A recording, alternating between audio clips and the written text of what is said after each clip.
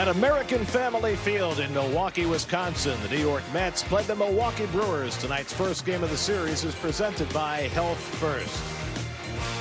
New York Mets baseball on SNY is brought to you by Citi. Join Citi at the Epic Global Citizen Festival in Central Park, September 24th. By Spectrum, visit SpectrumMobile.com to switch and save. Nationwide 5G included. Restrictions apply.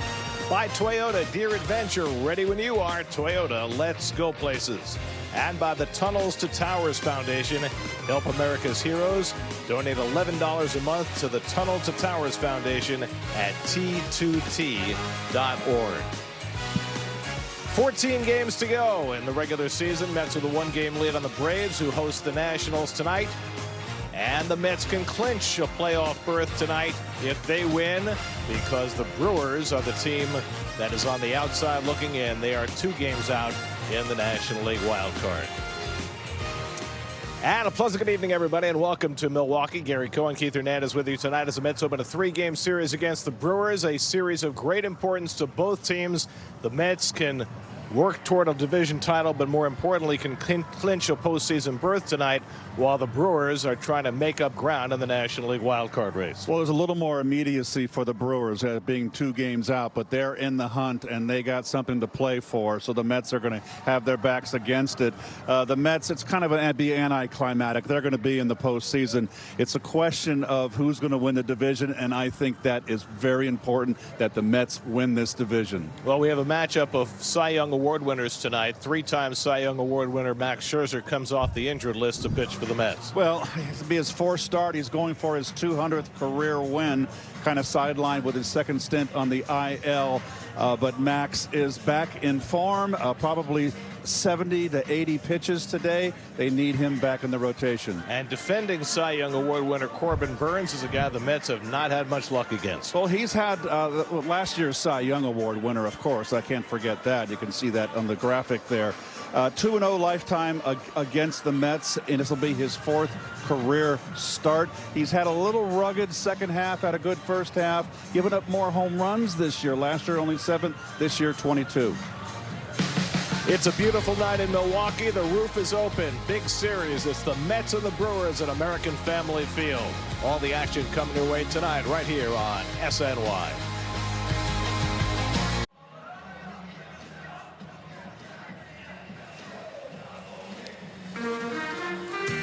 New York Mets baseball on SNY is brought to you by Moderna. This changes everything.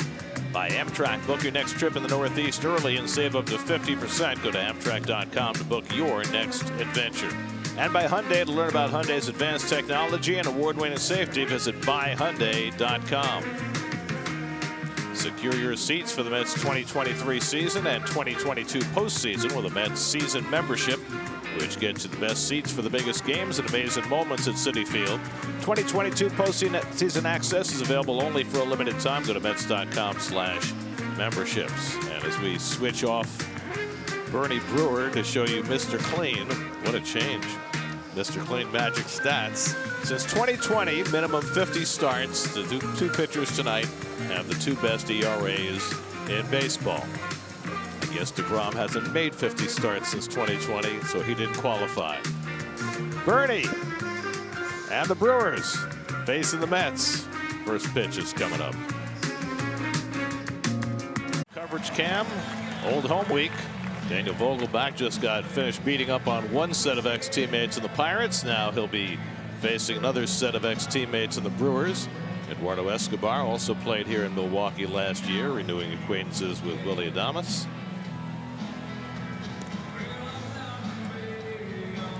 Geico starting lineup. Pretty much the same unit that's been out there. Tyler Naquin gets a start in right field. Day off for Luis Guillorme. They continue to work him back in slowly, coming back from the groin injury. Tomas Nido red hot, so he'll make back-to-back starts behind the plate. That's coming off a 4-game sweep of the Pirates over the weekend, while the Brewers took 2 of 3 from the Yankees here in Milwaukee. And there's last year's Cy Young Award winner, Corbin Burns, 27 years of age, 6'3", 225. He's a big guy. St. Mary's College in the Bay Area. He was a Gale. And you can see his numbers. His ERA is down. 219 strikeouts. He's a strikeout guy. 3 years in a row now with over 200 strikeouts. And the Brewer defense brought to you by Farmer's Dog. We got the two-time Gold Glover over there. I think Colton Long with the Cardinals. He got those Gold Gloves. And out in the outfield, Christian Yelich, of course, an MVP, but also a Gold Glover back in 2014 when he was a Miami Marlin. There's the Buckster. Buck was cagey today, talking about how the Mets would or would not celebrate if they clinch a postseason berth today. They haven't been in the postseason since 2016. They've got a chance to get there tonight. Brandon Nimmo leads off. Burns first. Fastball is in for a strike. 0-1. Corbin relies on that cutter, but we understand that he's been using a changeup a lot more of late.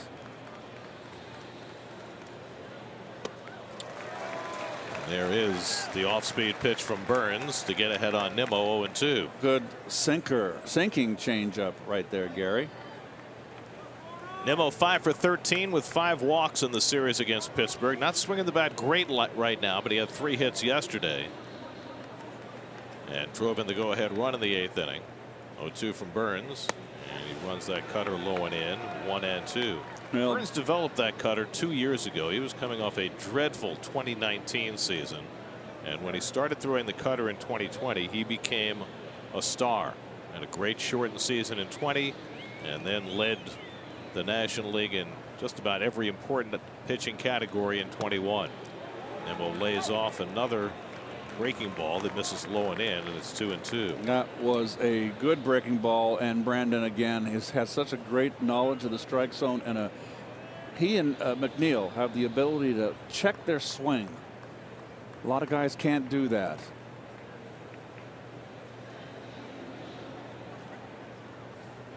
Two coming, and he goes to the changeup to strike out Nimmo, and that's the first out of the night.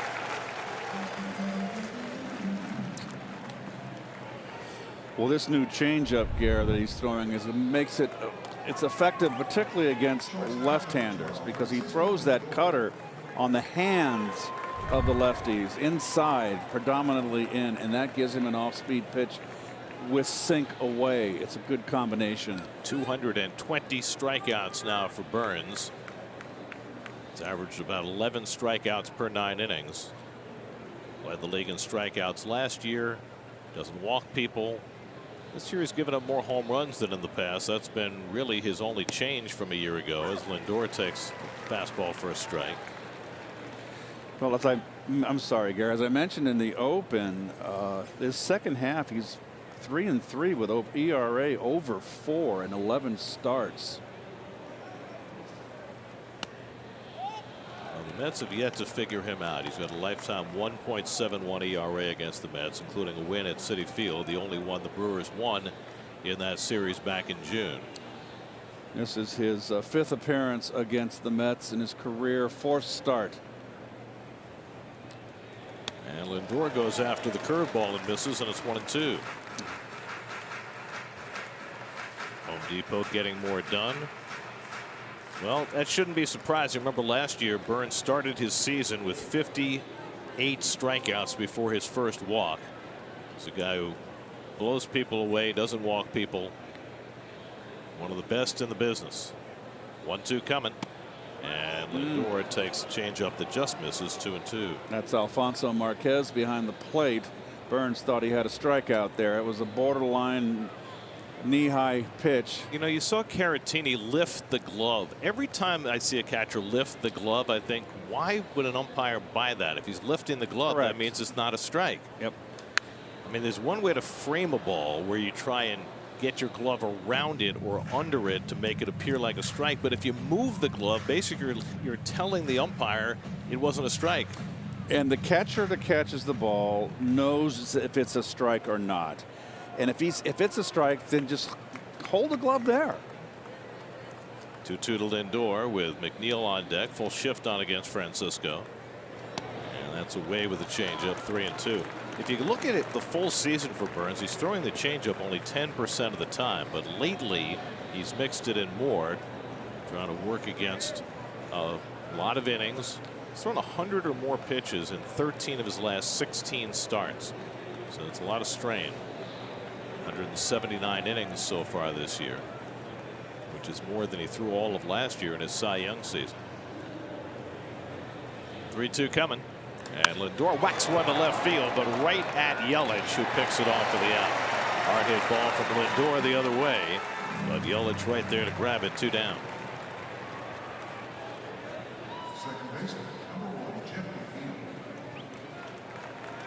Craig Counsell now in his 7th year managing his hometown team. He's taken the Brewers to the postseason each of the last 4 years. They got to the league championship series in 2018, lost a 7-game series to the Dodgers. Each of the last 3 years they've been knocked out early, each time by the team that would eventually go on to win the World Series.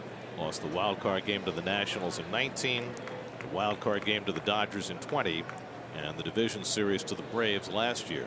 Here's Jeff McNeil, 0 with 2 out and nobody on. He takes the pitch that just misses for ball 1.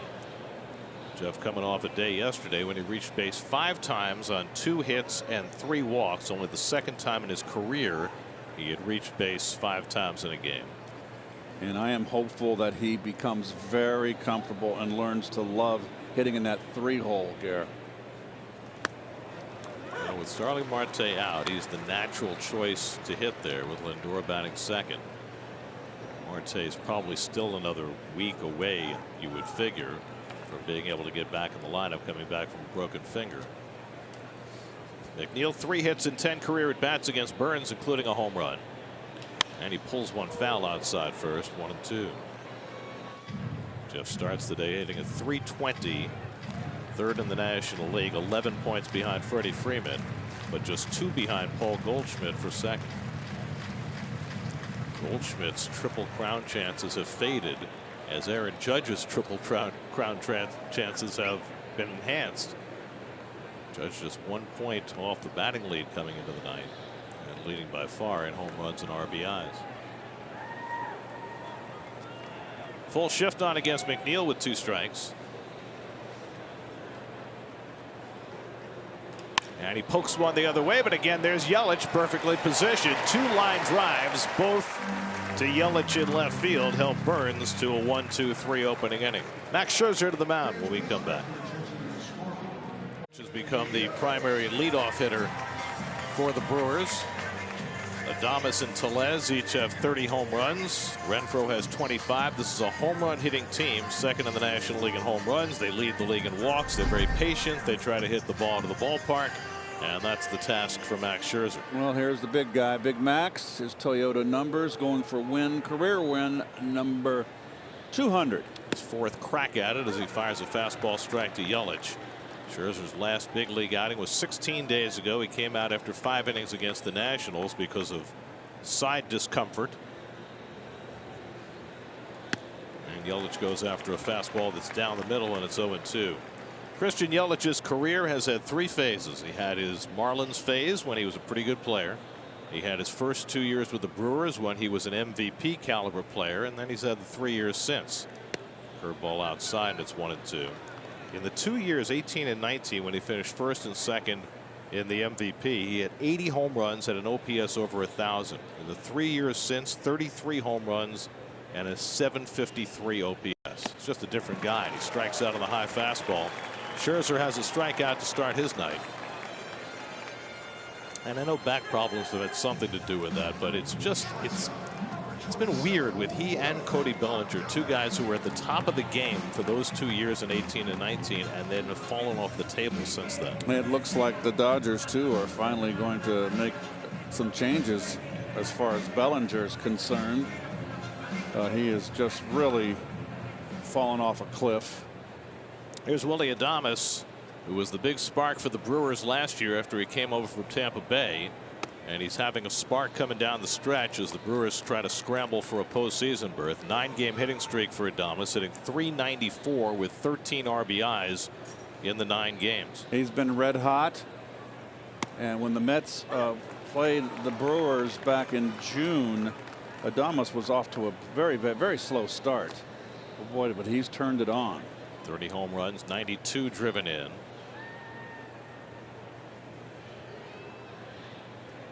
And the curveball pulled foul, and it's 1-2.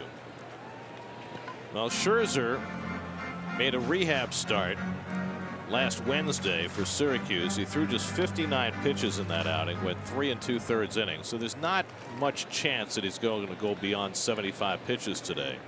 So he needs to be pitch efficient if he's going to get his 200th win tonight. Swing and a miss, and he struck out the first 2 hitters. High fastball to Adames. So Yelich and Adames K'd back-to-back, and that's how Scherzer begins.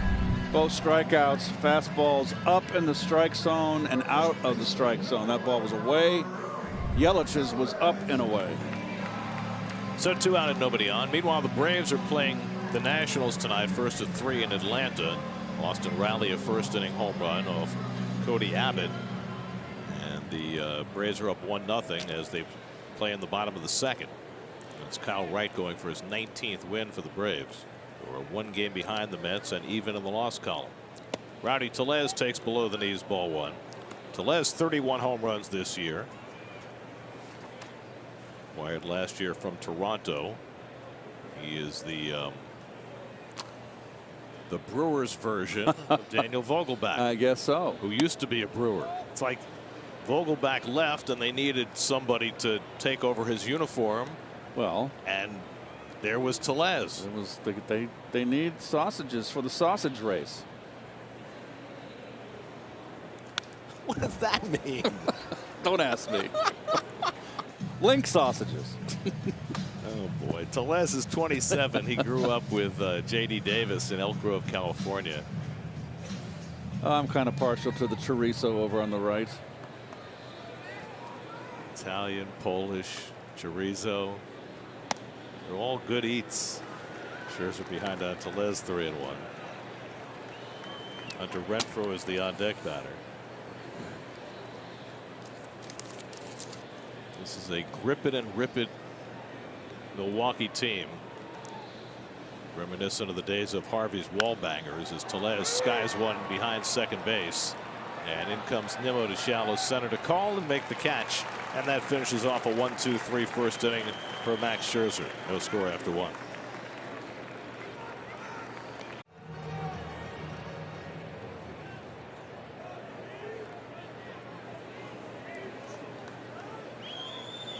Second inning, Pete Alonso leads off against Corbin Burns, who retired the side in order in the first. And Pete, who went after the first pitch almost every at bat yesterday, does again. And fouls off the cutter from Burns, 0-1. And that's the first kind of long cutter that Corbin, first right-hand batter he's facing in Alonso. And you can see he threw that big breaker there, sweeper with velocity. 3 on the left side against Pete. And he takes that slider outside, and it's 1-1. Your Coors Light beating the pressure. Pete has driven in a run in 6 straight games, longest streak of his career. That's gotten him to 115 runs batted in this year, leading the National League. What a fabulous year Pete has had. Tied for third in home runs with 35. And he launches one out to center field. Easy play for Mitchell. And he puts it away, 1 out. And now Daniel Vogelbach, who's been a popular player wherever he's played. Played for the Brewers each of the last 2 years. 32, Daniel Vogelbach.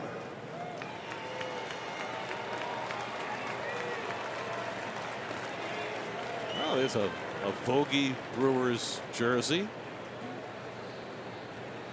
It's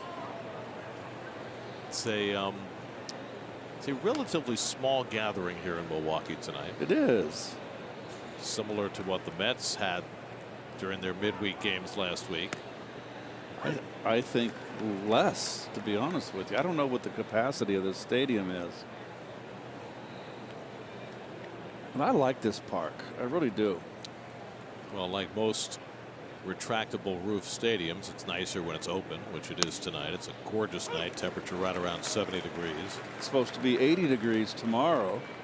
And a day game on Wednesday. So I might have the roof open all 3 days. And you'll be going to Oakland, and I'll be flying back to New York. To watch the games from Oakland, I'm sure. Oh, late at night.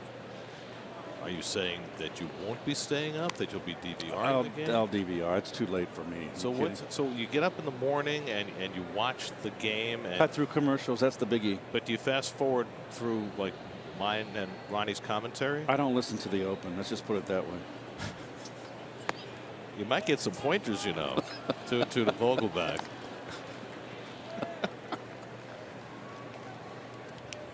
I mean, I'll tell you a secret.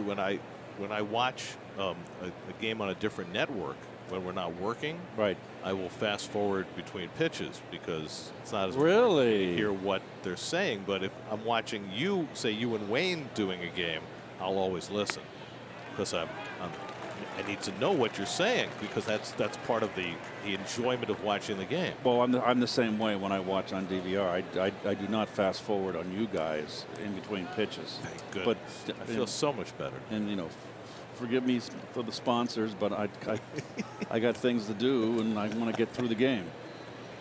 I don't think you're their target audience anyway. Vogelback chops one to the right side. It comes up for Wong, and he takes the toss for the second out. So Burns is retired the first 5.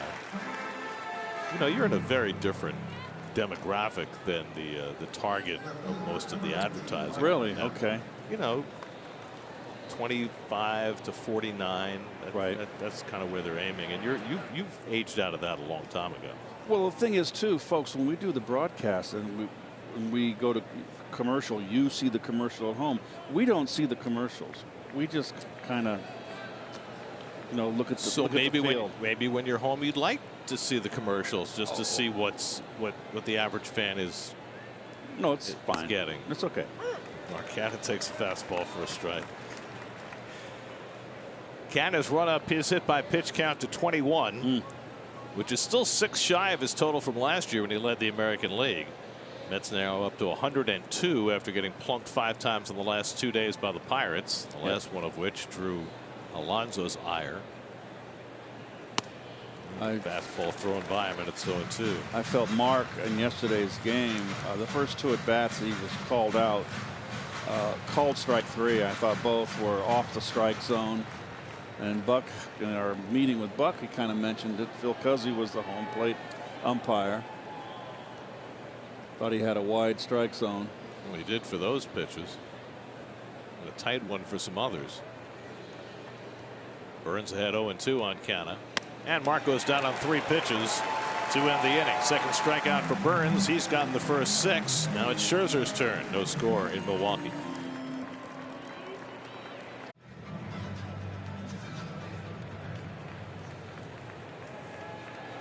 Home second inning. Hunter Renfroe leads off against Max Scherzer, and a first pitch slider swung and missed, 0-1. Renfroe, another big guy, 25 home runs.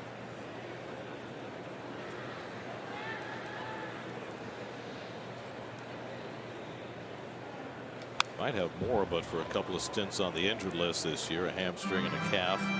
So he's only had 420 at bats, and he's hit 25 home runs, an awfully good ratio. He had 31 for the Red Sox last year before coming over in a trade. Yes. Calf injury is tough, boy, I tell you. Scherzer ahead of him 0-2. And he wipes him out with the slider. 3 pitches, and Scherzer takes care of Renfroe.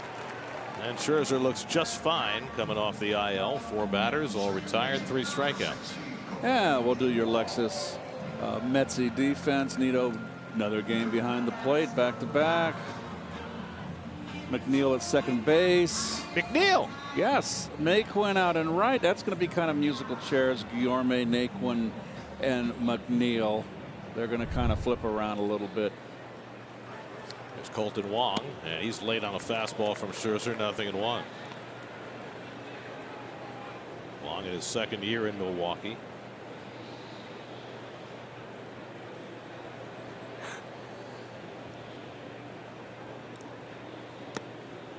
Takes the pitch low, 1-1.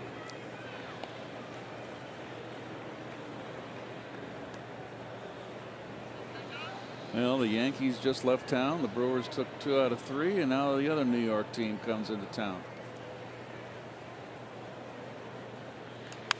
In the air to right field, circling in is Naquin, and he gets there to make the catch, 2 out. Odd scheduling, right? The Yankees and Mets play the Brewers back-to-back, and Also playing the Pirates back-to-back. The Pirates stayed in New York to play the Yankees this week. Now Andrew McCutchen, former MVP. 2 RBIs away from 1,000 for his career. McCutchen is mostly DH this year at age 35. 5-time All-Star. Takes the pitch up and away, ball 1. Played in Philadelphia last year. Made 27 home runs, 17 this year.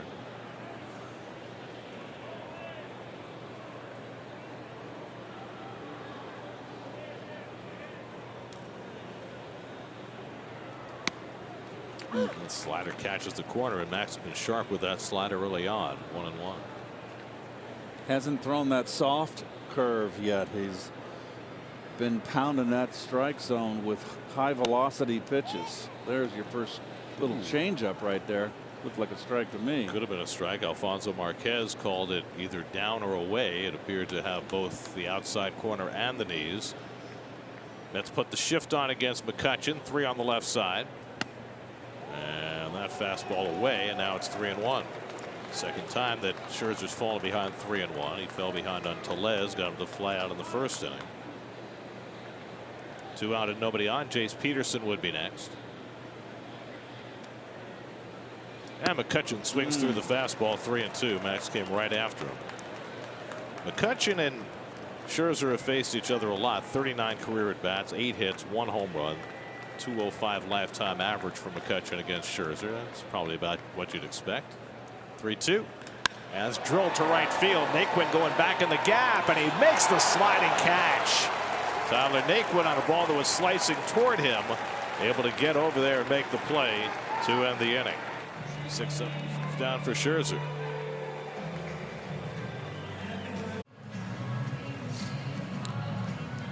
American Family Field, formerly Miller Park, same place, different name. Tyler Naquin had a little trouble with the lights on that last sliding catch that ended the bottom of the second, leads off the top of the third. And you can see him dashing to the gap here on this line drive. Can't really tell, but watch him now make the. Yep, boy.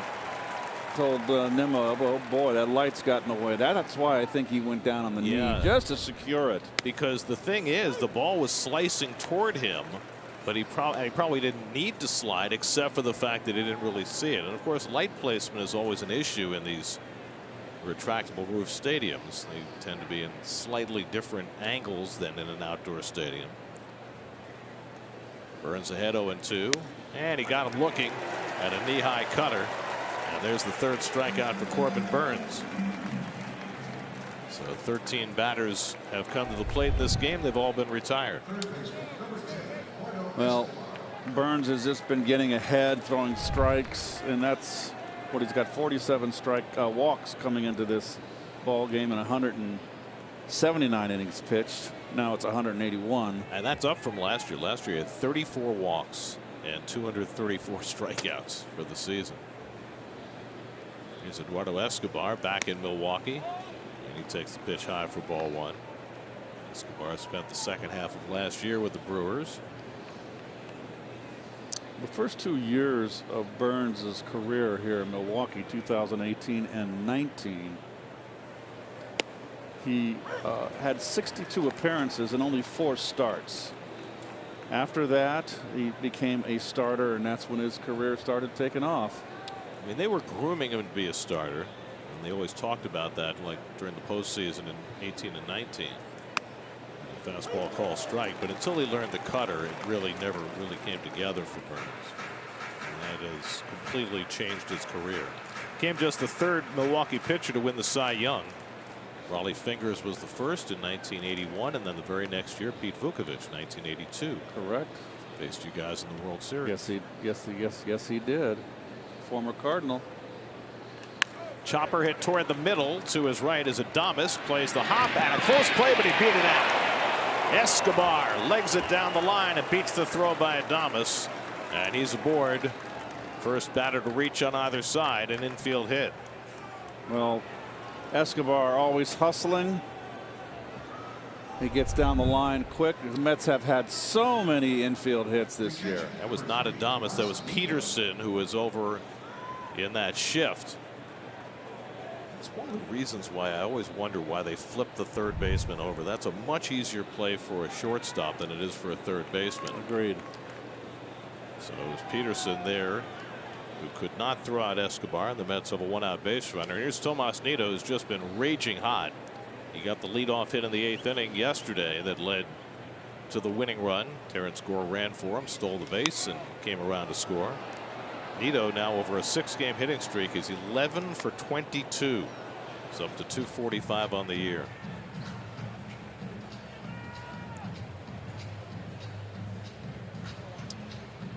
Both catchers have been hitting in September, but McCann's bat has cooled down a little bit while Nido has continued to bang out hits.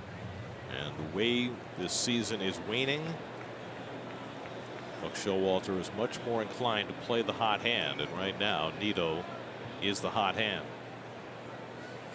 Escobar at first and 1 out, and Nido takes inside, ball and a strike. They've gone to the 4th inning in Atlanta. Still Braves 1, Nationals nothing, on the strength of Austin Riley's first inning home run. Seems like Nido has a long bat. Everybody else, a lot of guys use 34-inch, 34 and a half. It seems to be a lot longer. Boy, how much longer than that can you use? Oh, 35. Yeah. Oh, sure. But not 35 ounces. Well, unless you're Richie Allen. Yeah. Well, not anymore. I don't know if Hank Aaron swung a heavy bat or not. He had such quick wrists. He could have swung a tree. That's a good cutter by Burns to get ahead on Nido, 1 and 2. It's interesting. I was thinking about it when the Mets decided to retire Willie Mays' number, since he played only a short time with the Mets, and they retired his number for more of the totality of his New York career, more with the Giants than with the Mets. Really the same thing with the Brewers retiring Aaron's number. Swinging a bouncing ball, could be 2. Adames to Wong, and on to first, double play. Aaron played just a short time for the Brewers, but they honored him because of all the work he did for the Milwaukee Braves. No score in the 3rd.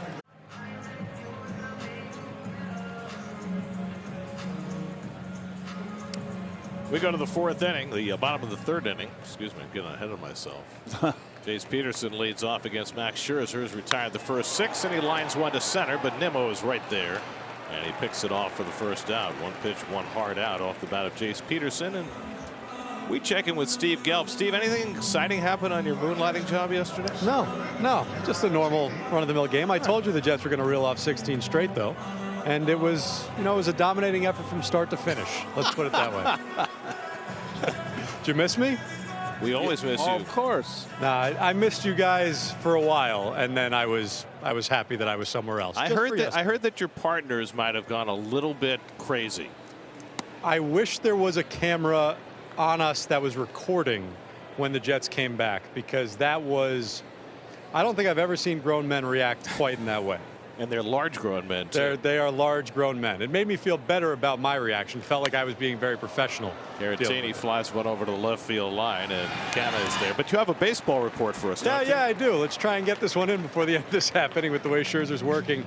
Obviously Scherzer's been so impressive to the people that are really getting to know him for the first time this year. And Jeremy Hefner said that for him, it's the intellect of Scherzer that stands out, the way that he can recall previous at-bats. Said, with most pitchers, if you see a hitter often, it's the hitter that generally gains an advantage, but it's the opposite with Scherzer because of the ability to recall what worked, what didn't, and make adjustments. Apparently in pitchers meetings, Scherzer basically runs the pitchers meetings, and he goes through the lineup player by player, says, okay, here's my history with so-and-so.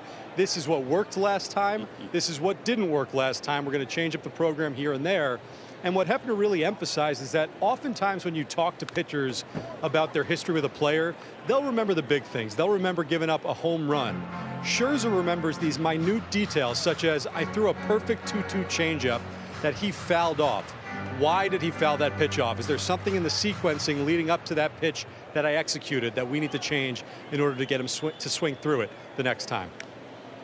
That's a lot of thought process, and sometimes, Steve, and I know Max is such a competitor, sometimes the hitter, foils your plans. They do make contact or do get a base hit. But this is why he's such a great pitcher, is that he has great recall. And that's important if you're a hitter and if you're a pitcher. Facing the rookie Garrett Mitchell, who fouls one back. Mitchell, first-round draft pick 2 years ago out of UCLA, just getting his feet wet in the big leagues. His 12th big league start today. He can fly. That's his best tool. Great speed.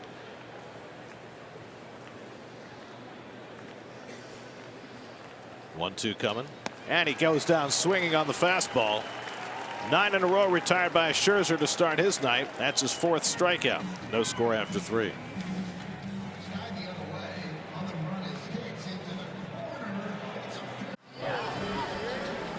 Enemy territory, but the natives are really friendly here. A beer, a brat, some cheese. Everybody's happy. Brandon Nimmo takes a breaking ball strike as we start the 4th inning. Both pitchers have faced the minimum over the first 3 innings. The only base runner, Eduardo Escobar, an infield hit in the 3rd. He was erased on a double play. Nimmo struck out his first time up against Corbin Burns. And he takes a fastball below the knees, 1-1. Nimmo, Lindor, and McNeil for the Mets. I got to think that this early in the game, I haven't seen Burns using both corners of the plate like he has, Gary. Mostly pounding lefties with that cutter in, but he's worked the outside corner as well. Especially with the changeup, threw a lot of them early in the game. One thing about Burns, he gives away nothing against left-hand hitters. The righties are hitting 198 against him. The lefties, 199. You get no benefit from a platoon split against Corbin Burns. And he misses down with a changeup, and he's behind on Nimmo, 3-1. First time he's been behind tonight. 65 walks on the year for Brandon. And he's been walking more and more lately. Been averaging about a walk per game over the last 3 weeks. Career high 91 runs for Brandon. 7th in the National League. On base percentage 360. That is 9th in the National League. And he checks the swing and takes a cutter for a strike, 3-2. 3rd full count for Burns tonight. He's also got career high in hits and career high in RBI. Gary, he's having himself a fine year. 2nd in the league in triples too, Keith. 6 triples. Interesting how the glove is forward with Burns. Ground ball to the right side. Nice easy hop for Wong, and he throws out Nimmo, 1 away. Enjoy the postseason chase with the MLB app with coverage of in-game highlights, pitch-by-pitch features, select live broadcast coverage, and more. You won't miss a beat. Download the MLB app today. They've got their MLB app. There's the old Met uniform, the racing stripes. Speed Racer. Vroom! Come on. Go, Speed Racer. Go, Speed Racer, go. You ever notice how in Speed Racer their lips moved one way and yes, words came out oh, differently? It was. I liked Speed Racers. And I was an adult, and I have to admit, I watched the cartoon. There were a lot of those Japanese cartoons that made their way over here in the 60s and 70s. Remember Gigantor? No. Gigantor. Line the other way, and nice. Lindor's got a base hit. Well, he hit the ball hard the other way his first time up, but he hit it right to Yelich, this time to Yelich on a hop. And Lindor's got the Mets' 2nd hit. Well, he didn't try to pull him like he did his first at bat. He didn't try to pull either.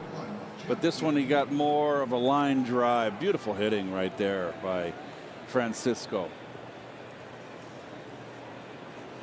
I mean, just picture perfect on a pitch down and away. A pitcher's pitch, just you don't want to pull it. Hit it where it's pitched. Beautifully done. Needs help from Wayne Kirby to get the double oven mitts on. He's been wearing the 2 ever since he fractured his finger back in June. Might want to make something happen here.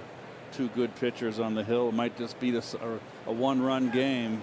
Burns used to be susceptible to the stolen base. Last year he gave up 18 in 20 tries. This year he's done a much better job controlling the running game. And McNeil takes a fastball strike. This year only 5 steals in 9 tries against Burns, so a big fall off from last year. McNeil lined out to left his first time up. Yelich was playing him toward the line that time, and he's playing him toward the line again. But no shift on the infield against Jeff. Last time they shifted the infield with 2 strikes. Jeff tried to go the other way to take advantage, but he wound up lining out to left field. There's nobody in baseball who does a better job of surveying the defense and trying to find the holes than Jeff McNeil. And that's what makes me think you just got to play him like they're playing him, defending him on the infield right now.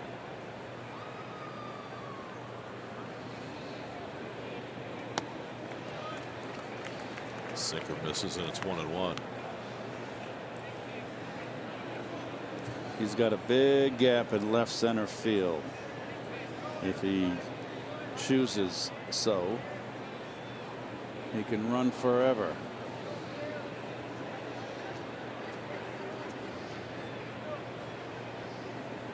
Lindor at first with 1 out. Alonso waiting on deck. 1 run is going to be very precious in this game. Two Cy Young Award winners going head to head. Braves have just added a run. They lead the Nats 2-0. Good changeup that time by Burns, and it's 1-2. Travis d'Arnaud an RBI single in the bottom of the 4th for the second Atlanta run.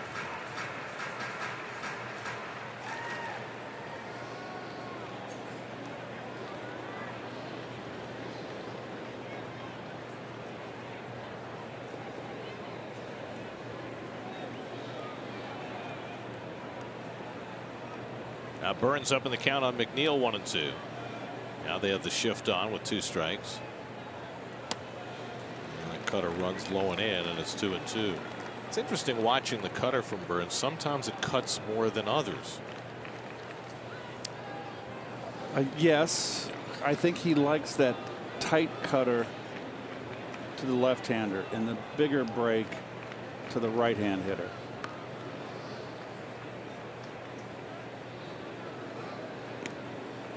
Lindor 16 stolen bases this year. He's been caught 5 times. Has not been doing much running lately. Got caught stealing over the weekend against the Pirates in a 1st and 3rd situation.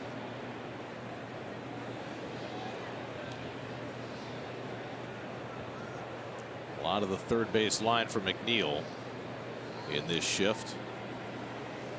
And he takes it low, and it's 3-2. So there's the 4th full count for Burns, his 2nd in this inning. So his pitch count building a little more than Scherzer's is. Scherzer really needs to keep his pitch count low coming off the IL. Probably will be limited. Max has thrown just 33 pitches over 3 innings. Pretty sure Lindor will be put in motion. You got an immovable force against an irresistible object here, right? Burns a strikeout pitcher against McNeil, who doesn't strike out. They do not run him, and it's fouled off. You know, and it's oh no! Oh! What a play! The Brew Crew ball boy. Wow! Able to keep it on the infield. Oh, he got a little chin sandwich there. Saved a run.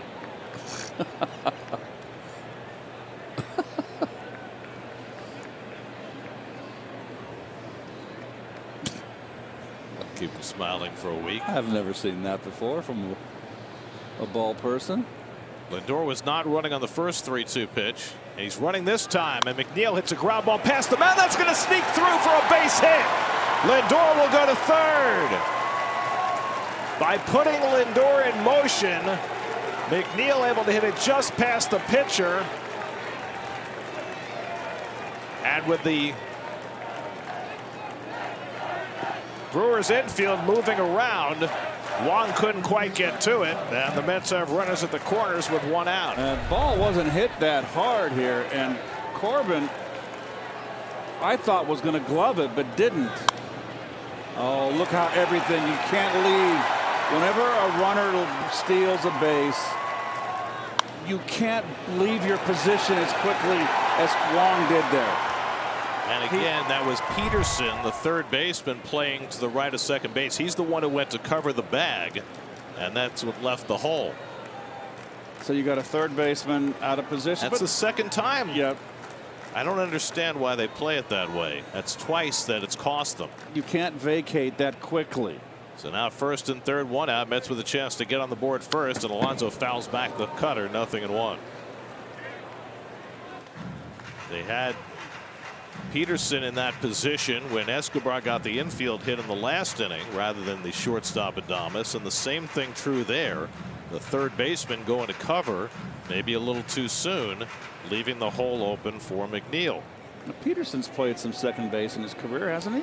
He's kind of been a utility player. But he's player. a bigger guy. He's not, you know, as nimble as Adames is. But my point is being a utility infielder, he should know not to vacate so quickly. Alonso takes up and away, 1-1. The Mets will take it. Well, big development because it gives Alonso the RBI opportunity. Pete's driven in a run in 6 straight games. He flied out to center field his first time up today. You got the speed of Lindor at third and good speed in McNeil at first. They do not overshift, but they give a lot of the right side to Pete.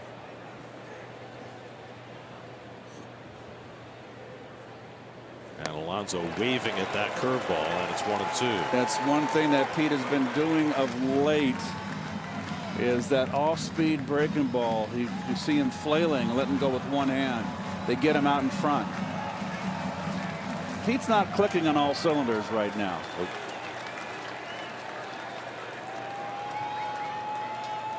Well, Burns needs a strikeout, and Alonso needs to put the ball in play. First and third, one out. 1-2 coming. And a high fly ball deep but foul down the left field line. Oh boy, he hung that one inside. Lucky it was way inside. Braves have added an RBI single for Michael Harris, and they lead the Nats 3-0 in the fourth. You Met fans out there, don't expect any help from the Nats. Just worry right here. Put your focus on your Mets.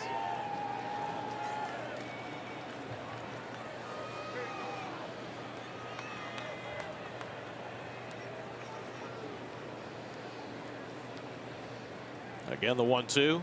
And Alonso tries one deep left field. Forget that. That is way out of here. Pete Alonso crushes one. Number 36 to put the Mets on top, 3-0.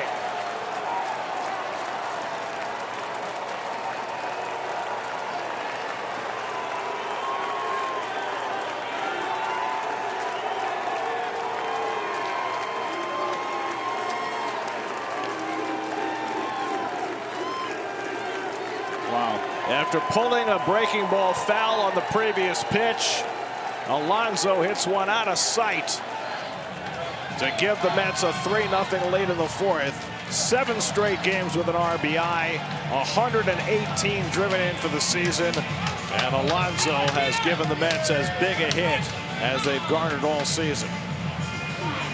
Well, I thought Burns was going to go back to the breaking ball, and he tried to come inside with a sinker. And it's down but not in enough, and Pete, he stays so focused. I said he wasn't hitting on all cylinders, and he's not, but he stays right with his program, and when a pitcher makes a mistake and throws it into his wheelhouse, that's what he does. And that's one he was entitled to watch. 437 feet, well back in that second deck in left field. And so the Mets 3 runs to the good now against one of the best pitchers in baseball. 23rd home run Burns has allowed this year. And so Scherzer has himself a lead, and the Mets get their big guy on the board. 36 home runs, 118 driven in. He's now just 6 RBI shy of the Mets club record. 1-1 to Vogelback, who grounded out his first time up. And 4 from, obviously 4 from 40, which to me that's up there. I mean, 40 home runs is the very nice, obviously. Keith, I've got that as a changeup. Okay, it might have been a changeup. Yeah, sure. That it was 91 miles an hour, which tells me that it was. It definitely was a sink. It wasn't a cutter. Right. And that's the pitch he's been using mostly against the lefties. Yep. But he threw one to Alonso after hanging a breaking ball on the previous pitch, and Pete was right on it. I question that call, particularly against Pete. If you're going to throw your sinker, throw the fastball, high velocity. The off-speed pitches to Pete is the curve ball, the slow breaking ball. Yeah, pitchers love their changeups in today's game. Well, you mentioned it, Keith, that the big difference for Burns this year compared to his Cy Young season is that last year he gave up 7 home runs all season. Yep. This year he's given up 23. He certainly has, and a big one right there. And a check swing tapper back to the mound, and Burns will throw out Vogelbach for the second out. Well, Burns knew that he had plenty of time to field this ball and throw it to first base. I think he's still angry that he gave up the 3-run home run. Angry at himself. I just think a poor pitch selection.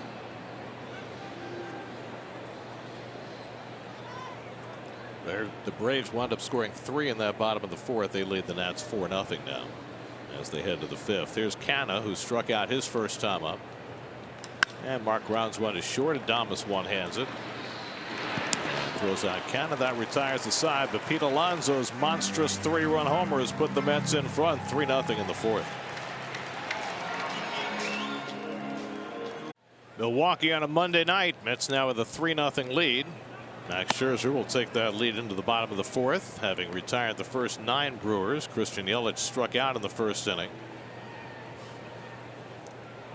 It's one of 4 strikeouts for Scherzer over the first 3, and Yelich bounces changeup foul, and it's 1-1.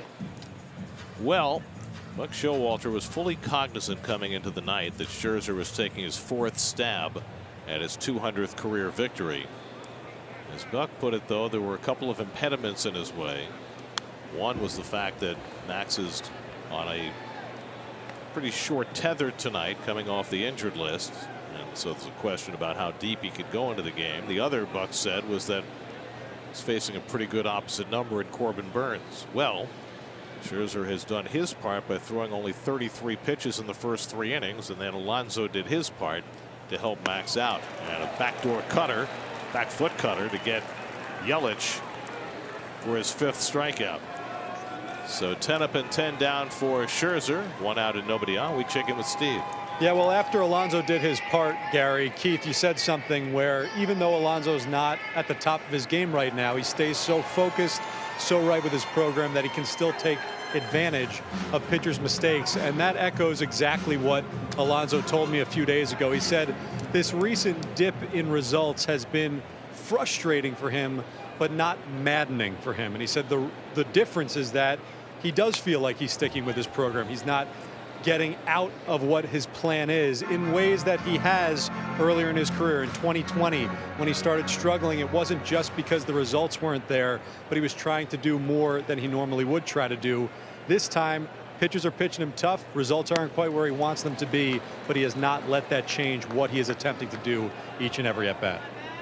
Well, it's all about becoming a veteran, and when Pete is a veteran now, and he's been through slumps. He had the sophomore jinx and went through a kind of a hellish year and persevered, and now you know, oh boy, strike 3. 6 strikeouts now for Scherzer as he gets Adames for the 2nd time. So to make a 20 words or less, you just don't panic and you just stay with your program. That was only 9 words. Thank you. That was really good. I was counting. Thank you, Gary. Meanwhile, Scherzer's just filling the strike zone. He knows that he's on a pitch limit tonight. Exactly what that limit is, we don't know. Could be 70, could be 80. Well, we know one thing. When Buck comes to take him out of the game, he's not going to want to go. Well, that's usually the case, regardless of whether he's coming off the IL or not. Buck will come out to walk to the mound with great trepidation. Rowdy Tellez fly to center his first time up. And the curveball misses down, and it's 2-0. But, you know, Max understands exactly what's going on here. He knows that he needs to throw strikes, to have quick innings, to have a chance to go deep enough to get the win. And it's important to him. That's hit hard into the shift. McNeil retreats, has plenty of time. And that is a 2022 out and a 2023 hit. 12 up and 12 down for Scherzer. Player development, Kevin Howard joins Jacob Resnick and Joe DeMayo to discuss the progression of top prospect Francisco Alvarez on the latest episode of Mets Perspective. Check it out now on SNY.TV. Bernie Brewer waiting for some traffic. Tyler Naquin fouls one back off the screen as we start the 5th inning. And Bernie's up there in his chalet. And, you know, it used to be maybe he'd get some company up there. Maybe an odd sideline reporter would come up and visit. You know, go down Bernie's slide and see what that's like and make for some good TV. And then a month or so ago, that's hit the other way, and a nice stop by Adames. He gets to his feet and throws out Naquin. That's an outstanding play by Willie Adames. See what a shortstop can do when the shortstop's playing shortstop? Gary, you just bumped my writing hand. I'm so sorry. And I scribbled. It's okay. Here's some whiteout. I was very excited. Yeah, I know you were. Very unlike you. Beautiful play here, though. Look at the backhand, as you nicely called. Strong throw across the diamond. And a big hang with him for Naquin. Nice play.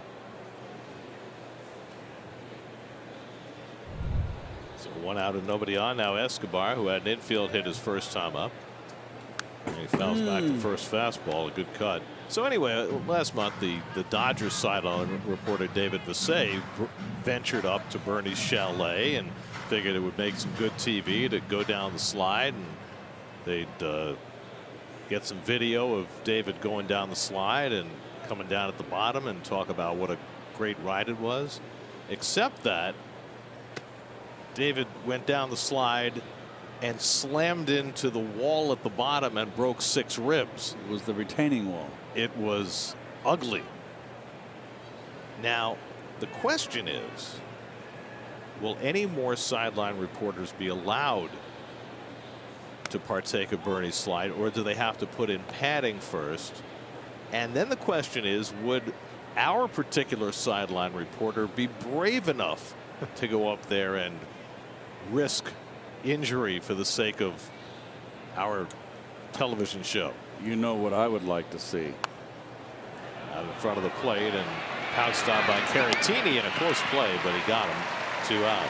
I do know what you would like to see, Keith, and you guys know that I would risk it all, life and limb, just to bring you a little bit of joy, just a tad bit of joy. I would love to see you get into a sausage and participate in the race. What if I got into a sausage and went down the slide? Then we would have to get another sideline reporter the next day. You know that. I think right now the SNY General Counsel is on the phone with the American Family Field General Counsel. See if we can work something out. We need HR involved. That's over the bag and just foul. Nito barely missed an excuse me double. And that was not an excuse me call by first base umpire Ramon De Jesus. He was very emphatic. And he should be.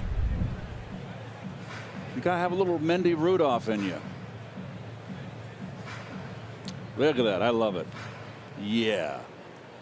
Well, Keith, I know you said that the Met fans should expect nothing from the Nationals, but they come back. Alex Call just doubled in 2 runs in the top of the 5th. It's now Braves 4, Nationals 2.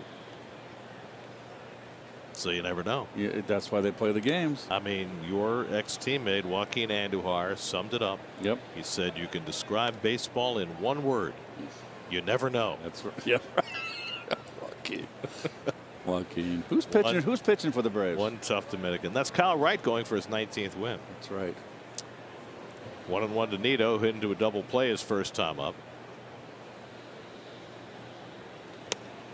And he chases that cutter, and it's 1-2. Nito does have a long bat, and our discussion about Aaron's bat when we were kids was always the Louisville Slugger was the R43 was Hank Aaron's model, and it would have his signature. But he used a 33-ounce bat, which is fairly light. Broken bat grounder right at Wong, and he tries to one-hand it.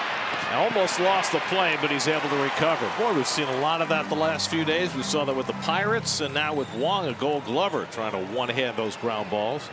Didn't cost him, though. 3-0 Mets.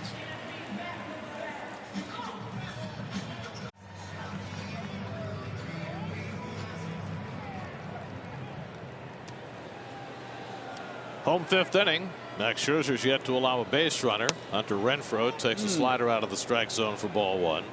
12 up and 12 down for Scherzer with 6 strikeouts in his first start back from the injured list.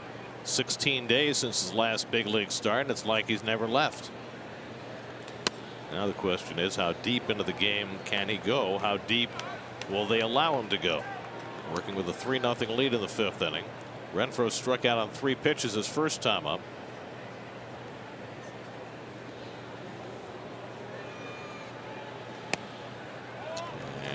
Fastball misses away, and it's 2-1. Starting to get a little more velocity, Gary. The first couple innings, Max was at 93, 94. Now he's kind of loosening up. Colton Wong on deck, and then Andrew McCutchen. Let's see, our bug says 2-2. The scoreboard says 3-1. Which one's right? 2-2. Guess we'll find out in a second. Swing and a miss, and it was 3-1 because now it's 3-2. Oh well. Doggone it. Well, I should have called tails.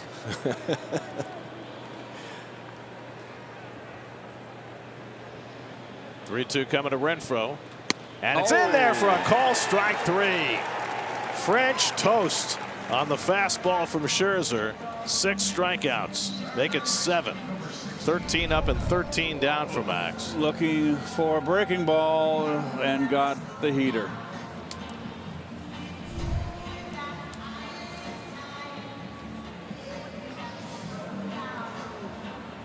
Well, yesterday it was DeGrom dominating in the first 5 innings, striking out 13. Today it's Scherzer dominating in the first 5 innings. He's got 7 strikeouts so far. The Mets now lead all of baseball in strikeouts. They came into the day with 1,427, leading the majors. They've been on quite a strikeout run yesterday, including including 20 yesterday. That's lifted out to left center field. Back in the gap goes Canna with Nimmo. Canna's got plenty of room to make the catch to retire Wong, 2 out. As the NL East race heats up down the final stretch, get all the latest Mets updates from our baseball insiders on Baseball in New York, presented by your Tri-State Cadillac dealers, weeknights at 6, only on SNY.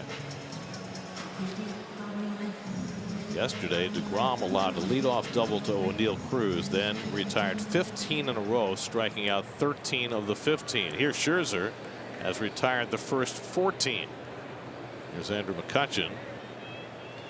McCutchen has the closest thing to a hit so far for the Brewers. He hit one in right center field that Naquin sort of lost in the lights, but made a sliding catch on that end of the second.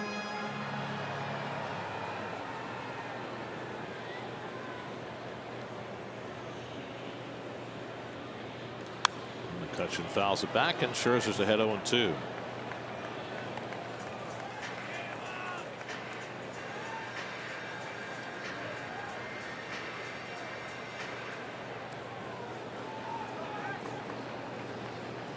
Two out and nobody on. 0-2 to McCutchen. 3 infielders on the left side against him. And the breaking ball struck him out. 5 perfect innings for Max Scherzer on just 54 pitches.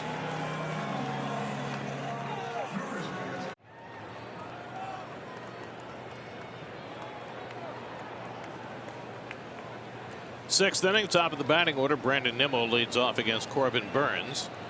And Nimmo drives one to center field, chasing Mitchell back. And it's over his head, and it's off the wall. Nimmo to second. He's going to take the turn as Mitchell bobbles it, and Nimmo will easily get 3 bases. Brandon Nimmo off the center field fence for his 7th triple of the year. And that's how the 6th inning begins. And I think this should be a triple, not a double and an error. There he goes down and gets that ball away. Oh, he tried to barehand it, and he flubbed it. And Nimmo always hustling. And then he turns on the Jets.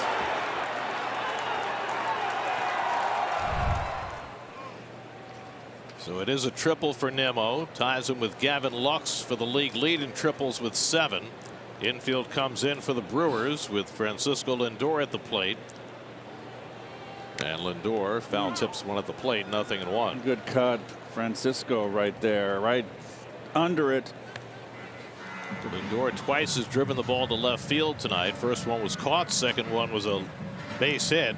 They got the Mets started in the 4th. McNeil followed with a hit and run single. And then Alonso lost one for a 3-run homer.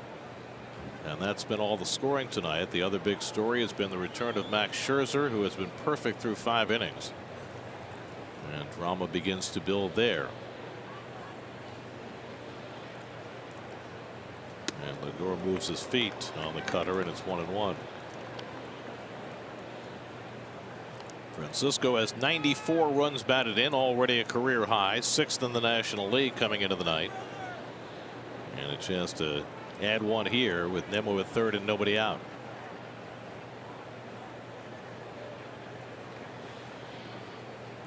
And Lindor drives one toward the right field corner. That ball is down for a base hit. Nimmo's in to score. Lindor to second. He's going to turn and try for 3. And Lindor slides in safely. Back-to-back triples for Nimmo and Lindor. And it's 4-0 New York.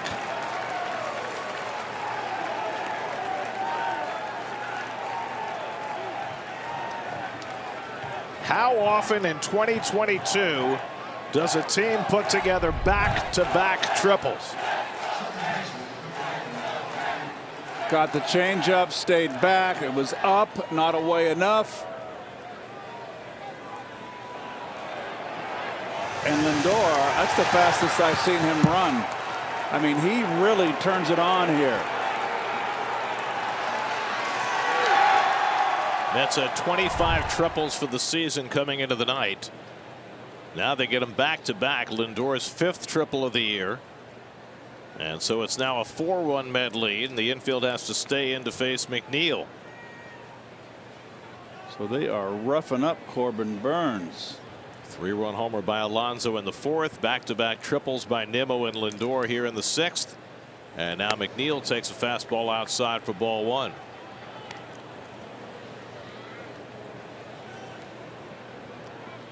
Burns went 7 in his last start against the Cardinals through 107 pitches. He's a guy who generally works very deep into games. And the curveball in the dirt, and Caratini stops at 2-0. Well, this is a Met lineup that we've seen all year, and you folks home as well, that doesn't strike out. They put the ball in play, and I think they frustrate the pitchers out there that really don't have, if they don't have their put away stuff, they're in for a hard day at the office.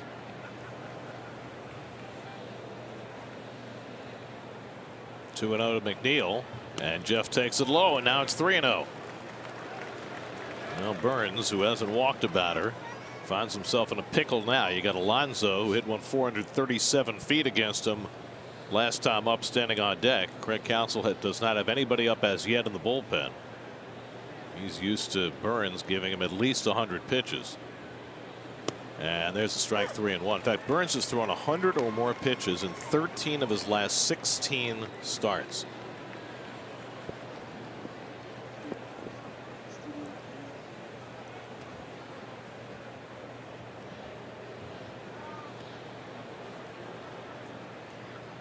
Infield in, 3-1 to McNeil.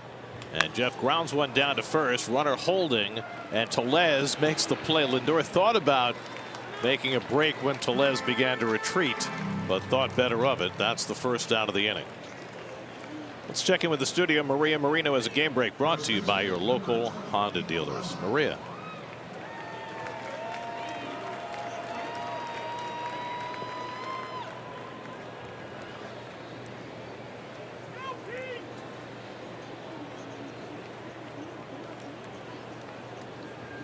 Thanks, Maria. Here's Alonso, who broke the seal on this game in the 4th inning with a massive 3-run homer, his 36th of the year. Now he's got a runner at third with 1 out, trying to add to his RBI total of 118. And Pete takes one in the dirt, and Caratini again with a good block on a first pitch changeup. That's the pitch that Pete hit out of the ballpark his last time up. This time Burns keeping it down. Pete has now driven on a run in 7 straight games, the longest streak of his career. Now just 6 RBIs away from the Mets club record of 124. This guy's one foul, and it's 1-1. Sacrifice fly is all that's needed. And he's pretty good at those. Pete's got 9 sacrifice flies this year, which ties him for the most in the National League. Infield in. This is where they say get the fathers off the infield. Outside, it's 2-1. It's interesting how the infield's all in, except Tellez is playing around 10 feet back. You could see him on the right center of your screen. He's not in, and he's not a mobile guy. I think that's why he's not as far in. He's got to be in. If he's not mobile on a slow ground ball, Lindor with his speed is going to score. I think he's more worried about the hard ground ball. 2-2 to Alonso.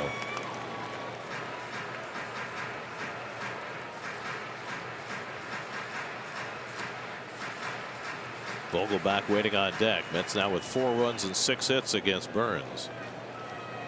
While Scherzer awaits his next action in the dugout.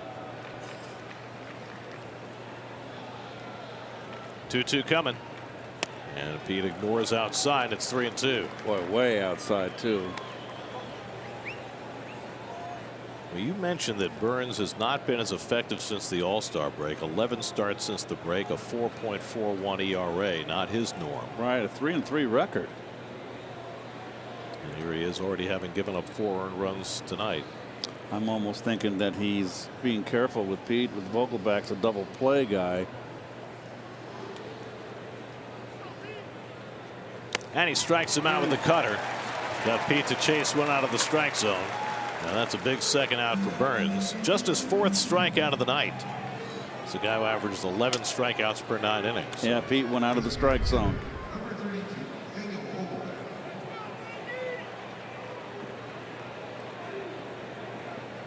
He's asked him, is that ball outside? And the umpire says yes, and he's dropped an expletive. So 2 out. The infield can back up, and it's left to Vogelbach, who's been up twice and hit 2 ground balls tonight. That's with a run home here in the 6th. Lindor a long lead down the line at third, and Vogelbach takes a sinker that misses for ball 1. Got the third baseman Peterson playing about 20 feet or so off the line, and Lindor loves to take liberties in these situations. Maybe get on that pitcher's sideline, coax a balk. That's at the knees. 1-1 to Vogelbach.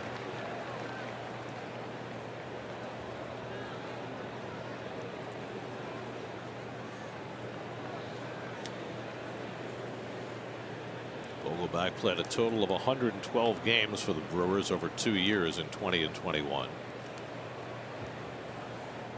And wound up with the Pirates and then to the Mets. And tie with a cutter, and it's 2-1. Well, they got the third baseman, Jace Peterson, way off the bag, and Lindor kind of having some fun down that line, trying to get to rattle both.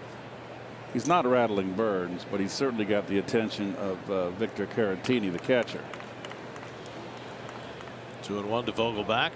And he strokes one toward the gap in left center field. That's an extra base hit. Lindor is in to score. Vogelbach tiptoes to second. He's got an RBI double.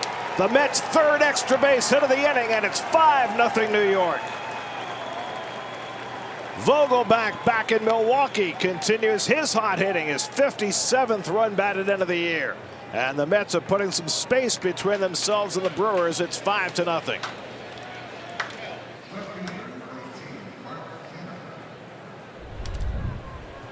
I like it when Vogelbach doesn't try to pull. There's a ball. It's a pitcher's pitch on the outside corner, knee high, and that's what you do with it. And particularly with an RBI, 2 out, where base hit. It's a big run. That 5th run is always a big run. And Caratini has to block another one. Well, you had a runner at third with nobody out. And Burns was able to retire McNeil and Alonso without the run scoring, but then Vogelbach picks him up with 2 out. And Vogelbach without any follow through, just he's so strong in his arms and shoulders. He just flicks the bat. Jay Cousins, who was just recalled today, is the first man up in the Brewers bullpen. And Canada takes one in tight. It's 2-0. Nats got a couple of men on, but didn't score in the top of the 6th. They're now in the bottom of the 6th in Atlanta. Still Braves 4, Nationals 2. Scherzer, constant motion. I wonder if that counts against his pitch count.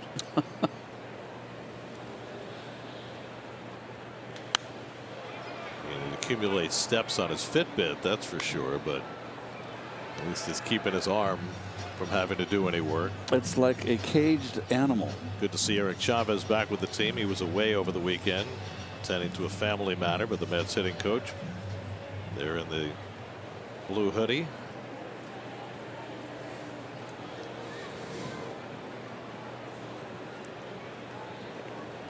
Canna has struck out and grounded out tonight, 0 for 2.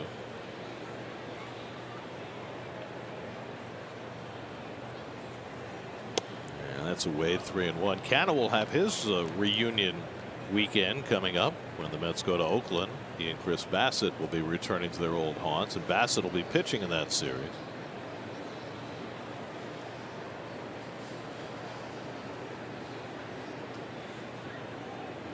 It's Pat Murphy, the bench coach for the Brewers, getting on the phone. 3-1 coming, and that's ball 4. First walk of the night for Burns. So after giving up 3 extra base hits in the inning, Burns might be running out of gas at 100 pitches. I think he's toast, and that's going to be it. Yep, Craig Counsell's on his way out to the mound. He has Cousins up in the bullpen, so this matchup of Cy Young Award winners has tilted completely in the favor of Scherzer. Scherzer with 5 perfect innings. Burns with 5 runs against his ledger. Jay Cousins coming in, 5-0 Mets in the 6th. Call to the bullpen brought to you by Nissan.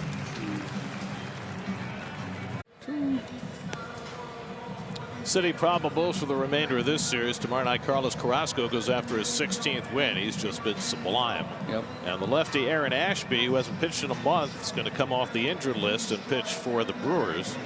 Then Taijuan Walker against Adrian Hauser on Wednesday afternoon. Not a good start for Corbin Burns. He leaves down 5-0, and Jake Cousins, University of Pennsylvania grad, comes out of the bullpen, just recalled today. It'll be his 9th game. Not much action. A lot of strikeouts, too many walks. Originally drafted by the Nats in the 20th round in 2017. Tyler Naquin first to face him, and a swing and a miss at a slider, 0-1. So Nimmo and Lindor led off this inning with back-to-back triples. The last time the Mets had back-to-back triples, you had to go back 12 years to 2010 when Jose Reyes and Jason Bay did it against the Braves in April of 2010. It's a pretty rare event. But Nimmo and Lindor now have a dozen triples between them this year, and they put them back-to-back to start this 6th inning, helping to chase Burns. who leaves after 5 2/3, 7 hits, 5 runs so far, 1 walk, 4 strikeouts, a home run, 100 pitches for the Brewers ace. Naquin fouls one off. I mean, the Mets went into this series knowing that the Brewers starting pitching was a little bit dicey with Freddie Peralta on the injured list and with Brandon Woodruff not pitching in this series. But when you've knocked Burns out of the game and scored 5 against them, knowing that you have a guy coming off the injured list tomorrow and then their 4th starter Hauser on Wednesday, you got to feel better about things. Naquin tries to hold, but he went around on a slider at his feet, and that's how the top of the 6th comes to an end. But not before the Mets put together 3 extra base hits to score 2 runs. Scherzer back to the mound, up 5-0.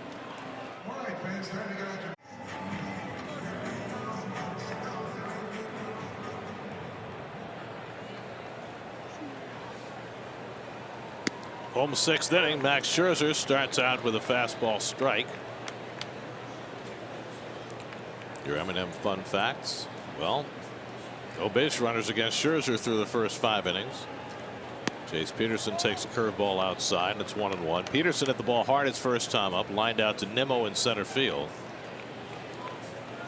Peterson now in his 3rd year in Milwaukee, a well-traveled player, 5 different teams.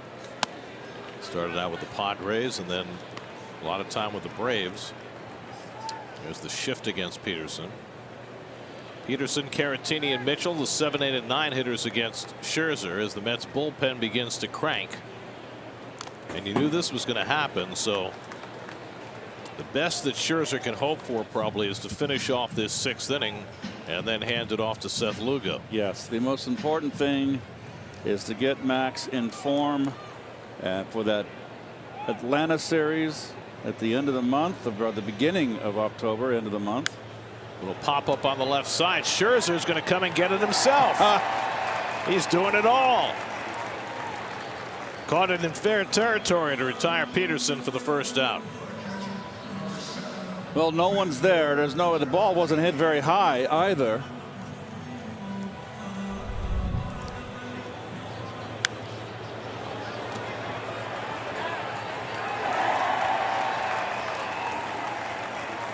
You're the man, Max. Do it all. 16 up and 16 down for Scherzer tonight.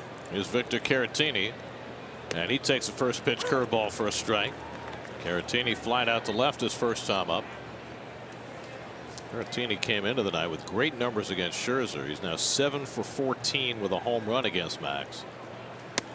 And the fastball runs inside, 1-1. And it's been interesting watching Scherzer tonight. He's throwing his fastball a lot more than we're accustomed to seeing.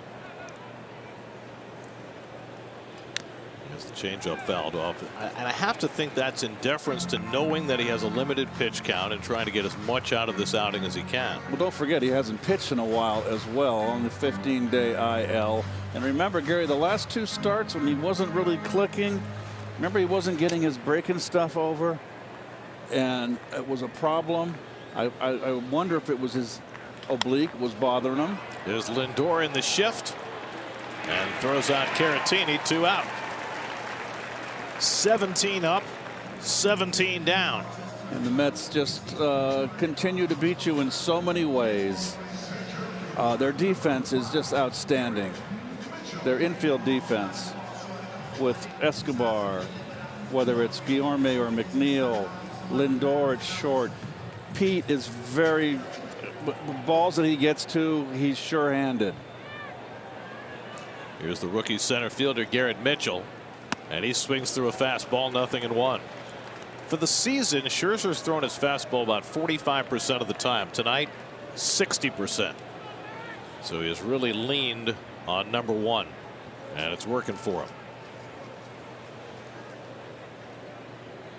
And the curveball misses away, 1-1.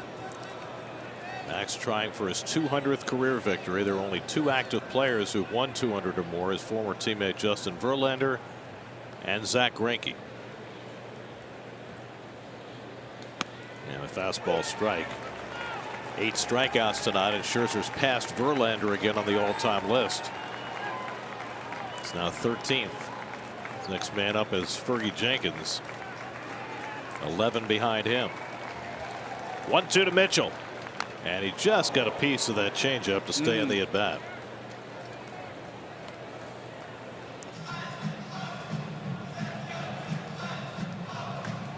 Well, 67 pitches for Scherzer. You'd have to bet this is going to be the end for him. Trying to finish off a perfect outing. 1-2 coming. Struck him out. Scherzer blows one by Mitchell. Side retired. 18 up, 18 down for Max Scherzer in pursuit of his 200th victory. What a performance by the 38-year-old Cy Young Award winner.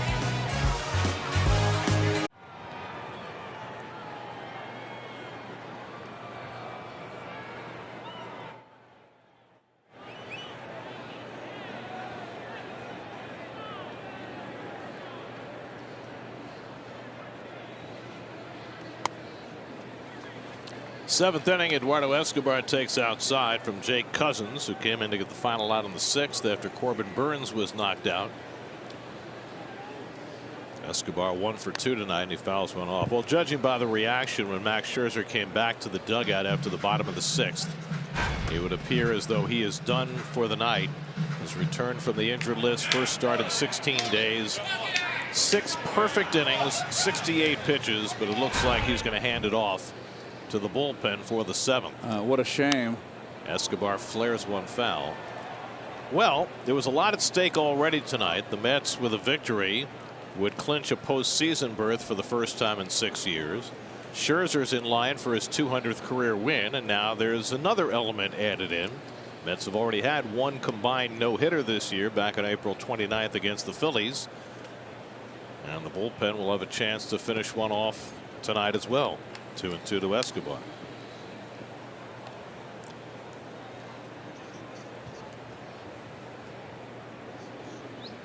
It's about as big a smile as we have seen Max flash in a game in which he pitched all season long. Oh, he's back in his element. He has had to be terribly frustrated all year to be on the IL twice, Gary. Well, you can't beat perfection, right? I mean, he faced 18 batters, retired them all, struck out half of them. Picked up right where DeGrom tried to leave off last night. DeGrom didn't get through the sixth inning unscathed, but Scherzer did. Fly ball foul off the left side. So think about what those two guys have done the last two nights. 11 innings, 22 strikeouts. Yes. DeGrom retired 15 in a row. Scherzer retired 18 in a row. I mean, when you think about potential postseason matchups for this team against anybody, right? Whether it's the Padres or the Phillies or the Cardinals or the Braves or the Dodgers, whoever. That's it over the bag. That's a fair ball going down the line. Yet another extra base hit for the Mets. They had 3 of them the last inning, and now Escobar pokes a double the other way, and the Mets have the leadoff man on to the seventh. Escobar continues his hot streak since coming off the IL. 2 for 3 tonight. And good hitting. That's always music to my ears, Gary, when someone hits a pitch on the outside corner the other way. So when you think about the postseason, this is what you think about. You think about the utter domination that those two guys are capable at the front of the rotation, right, and then the quality that you have behind them with guys like Bassett and Carrasco and Walker. No doubt. Nito swings and misses at a slider, 0-1. And Buck said, look, they have to be careful with Scherzer. They want him geared up and be ready for that Atlanta series. And it could mean something. It looks like both teams aren't going to die, and it could come down to that series for the division. And then going into the postseason, you've got to have Scherzer. Well, Scherzer will get one more start before the Braves series. It might be in Oakland on Sunday. It could be against Miami when they come home on Tuesday. But either way, his start after that will be against the Braves. And there's a pleasant look. Tyler McGill in the bullpen as Nito strikes out. McGill was just activated today. He's been on the injured list for way too long. And now the Mets repurposing him as a relief pitcher coming down the stretch, and hopefully for the postseason as well. McGill was such a bright spot for the Mets the first half of the season, filling in for the injured DeGrom, even making the opening day start. But he could be quite a weapon out of the bullpen if his arm can recover sufficiently between appearances. That's the unknown with a guy who's always been a starter.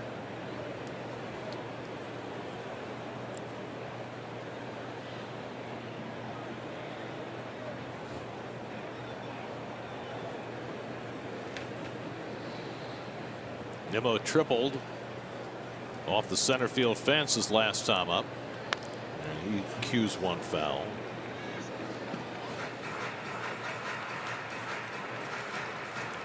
Your Spectra Mobile high-speed hitting. Alonso's 3-run homer provided the hardest hit ball of the night.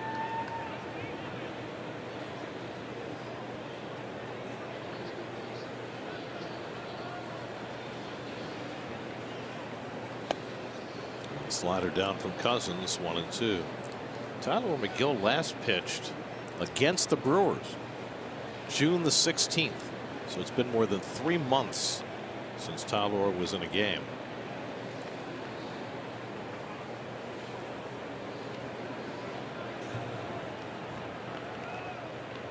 He made 9 starts before he got hurt.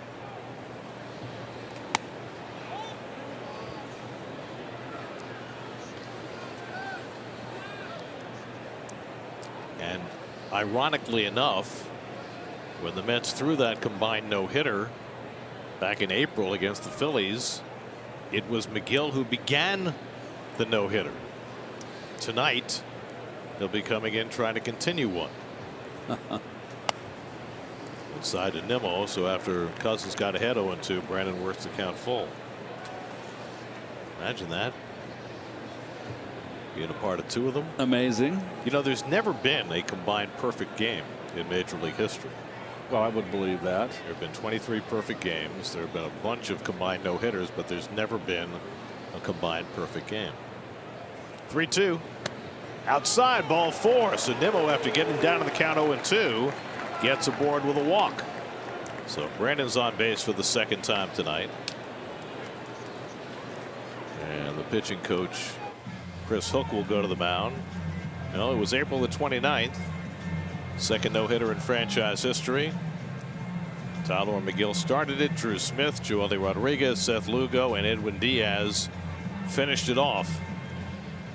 159 pitches, which made it a little unusual.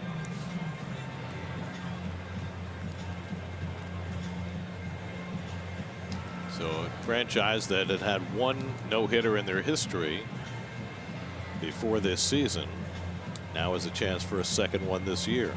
Still 9 outs to get, which is a whole lot. But just the fact that Scherzer was able to come back off the injured list and throw perfect 18 up and 18 down in his first start back is a phenomenal piece of great news for this team. Here's Lindor, who singled and tripled tonight. Francisco scored 2 runs. He's driven in 1. 2nd straight multiple hit game for Lindor. And slider misses outside, ball 1. Corbin Burns went 5 2/3, allowed 5 runs, 7 hits, a walk, 4 strikeouts, a home run, 100 pitches. His ERA goes up to 3.12.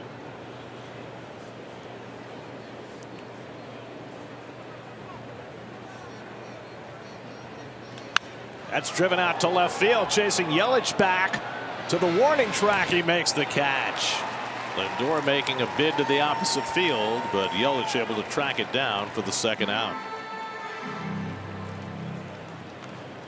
It's good to see Lindor going to left field.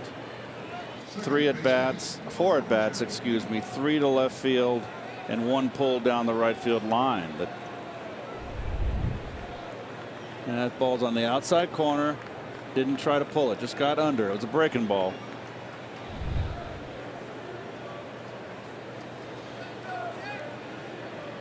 So 2 out and 2 on for McNeil. Jeff had a base hit back in the 4th, 1 for 3.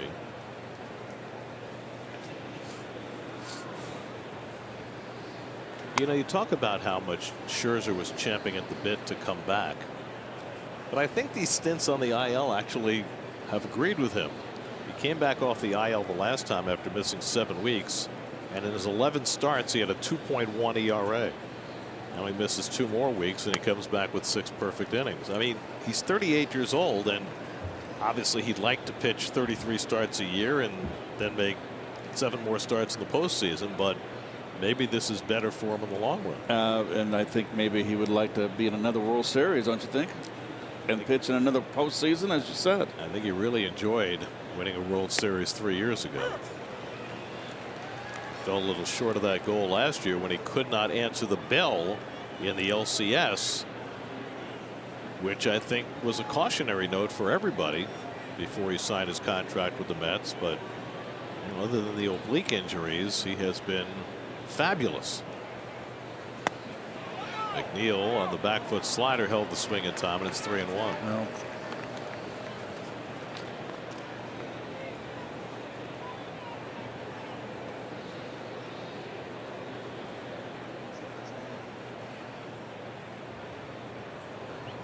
pitcher humor.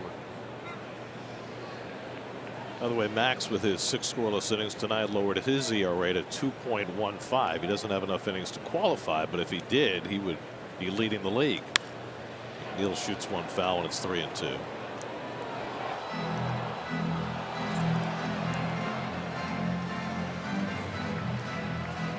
Last night, Sandy Alcantara pitched another complete game. It's 5th complete game. I think there have been 19 complete games in the big leagues, and he has 5, something like that. Top contender for the Cy Young. Julio Urias in LA certainly will get consideration. Runners go on 3-2, and McNeil bounces one to Adames, who one-hands it on the run and throws him out to end the inning. Mets strand 2 in the top of the 7th, stretch time, and Tyler McGill makes his return.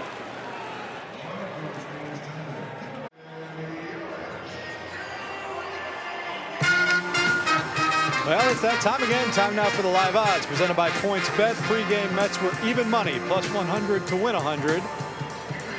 Right now, minus 3,000 to win this game. Gary, Keith, back to you. Tyler McGill has not pitched in a big league game in more than 3 months. He's been learning how to relieve down on rehab.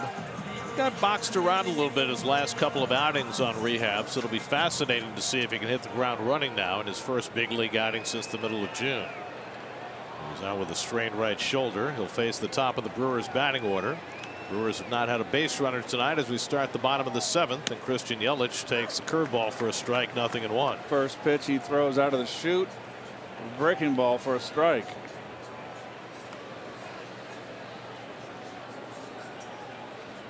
Two home runs for Yelich in 5 career at bats against McGill. And he lines one down the left field line, and the Brewers have their first base runner of the night. Yelich heads to second. Canna's throw comes in, not in time. So after Scherzer retired the first 18, Yelich greets McGill with an opposite field double.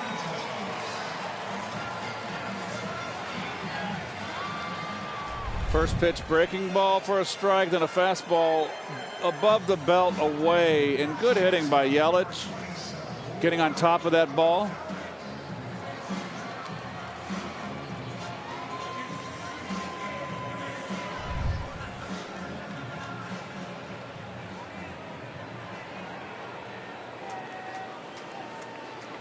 So the first time that a Met pitcher has had to pitch out of the stretch tonight. Willie Adames, the batter, struck out twice against Scherzer.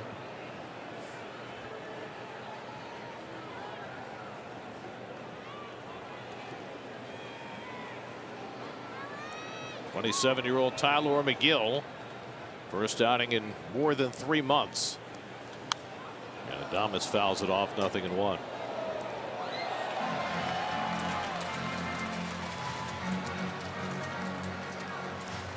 Scherzer activated off the injured list today, and McGill activated. Steven Nagosic and Alex Claudio were both optioned. Mets will have 2 more relievers coming off the injured list in the next few days. Drew Smith probably will be activated tomorrow. And then Michael Gibbons, who's been on the COVID IL, probably sometime later in the week. And to be frank, there are not a lot of obvious choices as to who goes when Smith and Gibbons come back. So there are going to be some hard decisions to be made by Buck Showalter and Billy Epler. I mean, do you take a left-hander with you, or do you just load up on the right side?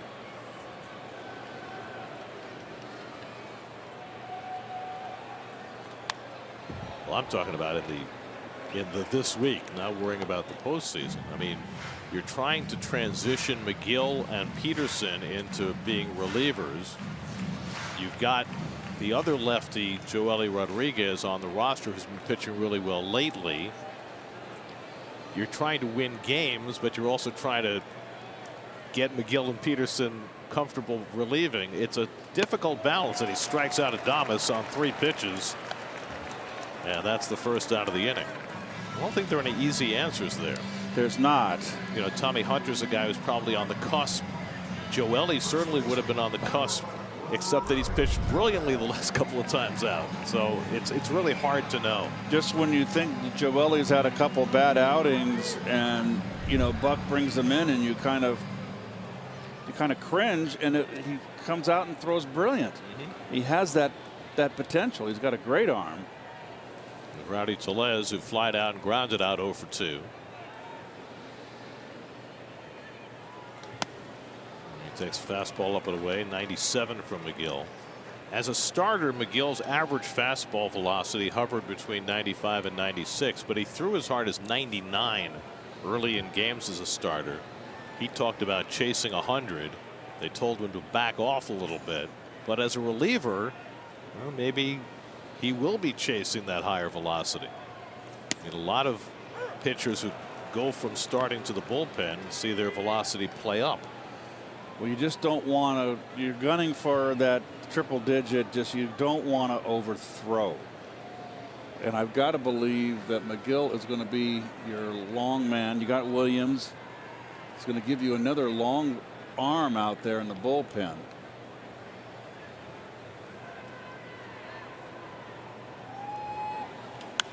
Les fouls one off. That's the other question, right? If you look at McGill that way, then does that make Trevor Williams superfluous? He's been such an important piece for you all year and playing in multiple different roles. It's going to be, like you said, it's going to be a difficult choice. Or is McGill more of a short guy? Do you think of him as coming in and blowing people away for an inning? Well, he's going to have plenty. He's going to get his opportunities here. Man. So it's all a work in progress. Tellez drives one deep to right center field, headed back toward the wall, and it's out of here. Rowdy Tellez with a 2-run homer to make this a ball game. His 32nd of the year, and it's 5-2 New York.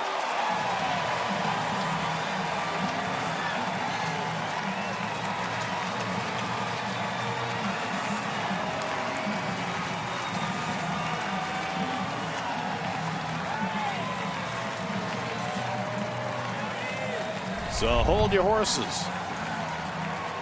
That looked like a slider that just didn't break. And that's a big, strong man right there when you throw it in his wheelhouse.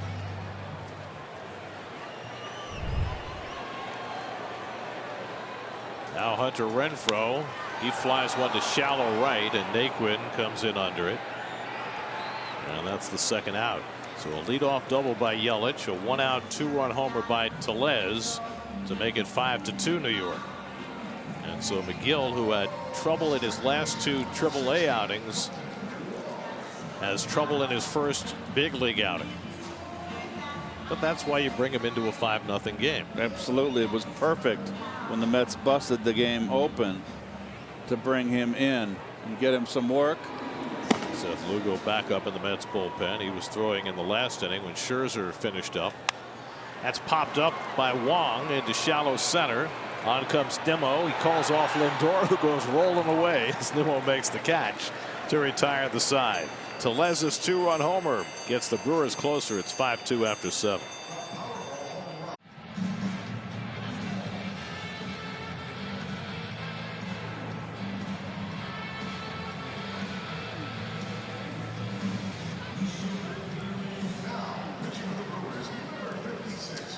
All right, gentlemen, here we go to the 8th inning. That's with a 5-2 lead. Your triangular precision play of the game. Scoreless in the 4th when Pete Alonso unloaded. Changeup. Down and in, not enough in, and right at that's Pete's wheelhouse, middle in down, and he launched that one. That is number 36 for Petey.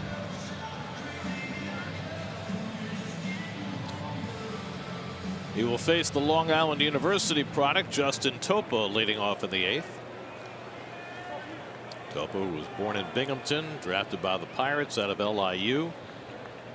Facing Alonso, leading off, and Pete takes inside ball 1. Topa pitching in just his 5th game for the Brewers this year. Been with them each of the last 2 years after coming out of independent ball. Played for the Rockland Boulders in the Canadian American League. That's the Rockland Boulders.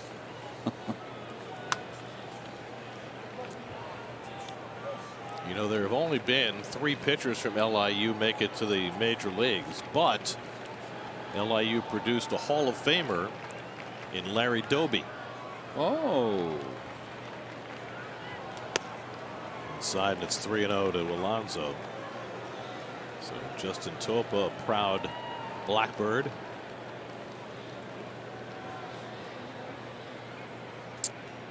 Vogel back on deck, Canna behind him. Mets 5 runs, 8 hits. The Brewers 2 runs, 2 hits. Alonso's 3-run homer got the Mets started tonight. And he takes a strike from Topa, and it's 3-1.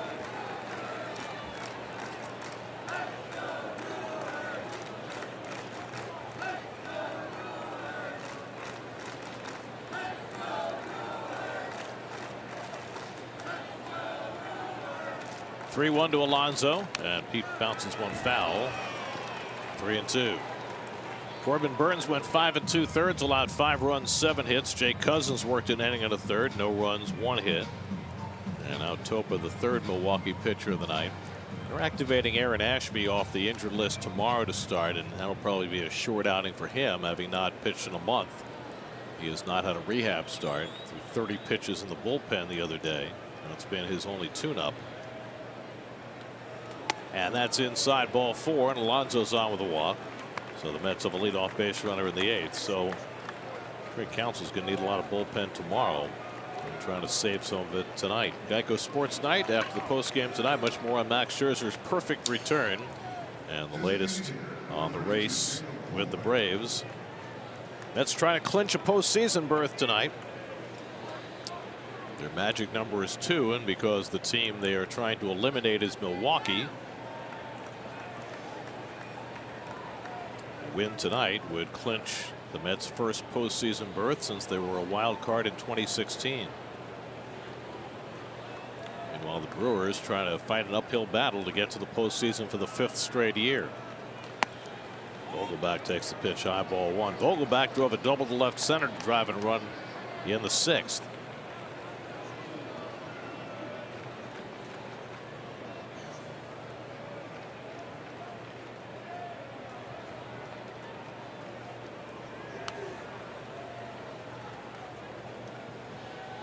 Somebody just told me that LIU is no longer the Blackbirds. How can that be? They were the Blackbirds forever. They're the Sharks now. The LIU Sharks. Like the Jets and the Sharks? Yes. West Side Story. Officer Muldoon. Wow. You know who works for LIU as their SID? Adam Rubin. Ah. Remember Adam? Covered the Mets for ages. Actually, it was, forgive me, it was Officer Krupke. Krupke, of course. Officer Krupke. Gee, Officer Krupke. Yep. I was thinking of car 54 there, Tootie Muldoon. Tootie will. Car 54, where are you? Yes. They're in the 8th inning in Atlanta with the Braves up 5-2 on the Nats. So it looks like the Mets are not going to get any help tonight. Trying to help themselves up 5-2 in the 8th. And the backdoor slider got him looking. And Vogelback knew it. So Topa has the first out in the 8th. And there are the standings in the National League East. Mets and Braves. Even on the loss column, Mets have played 2 more games. Braves will make one of those up on Thursday. They play 3 with the Nats, and then they go to Philadelphia for 4 starting on Thursday. So the schedule has tilted a bit in the Braves' favor this early part of the week, with the Braves playing the Nats. There goes Alonso, and he steals the base, getting another huge jump. He did that yesterday as well. Yes. Just a walking lead and able to swipe a bag without anybody paying attention. That's 5 for the year now for Pete. That's just young Topa just not paying attention. Someone needs to get his attention. Topa! Topa!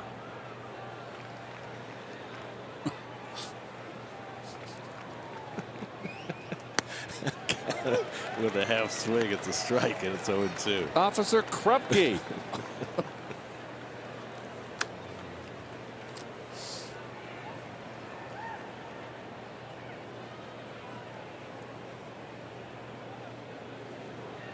This has not been the Mets' favorite stopping off point the last few years. You know the last time the Mets won a game here? It's been a while. Canha hooks one down the left field line. Yelich coming over, and he makes the catch for the second out. Last time the Mets won a game here was May of 2018. They have lost their last 9 games in this ballpark, and 14 of their last 15. It's the curse of Fernando Martinez. Yes. You remember the Fernando Martinez play? Falling, tripping, stumbling. I don't think it's the ghosts. No, I set up all my bathroom, everything in order, like Ronnie told me to. Toiletries? Yes, toiletries. Yeah. That's a better word. And everything was where I put it the night before, when I woke up in the morning. It's only the first night. But then there's so many rooms. Bouncing ball toward the middle. Base hit for Naquin. Around third comes Alonso. The throw by Mitchell to the plate. Not in time. Naquin breaks for second. The throw by Topa. Not in time. Tyler Naquin with a 2-out RBI hit, and it's 6-2 New York.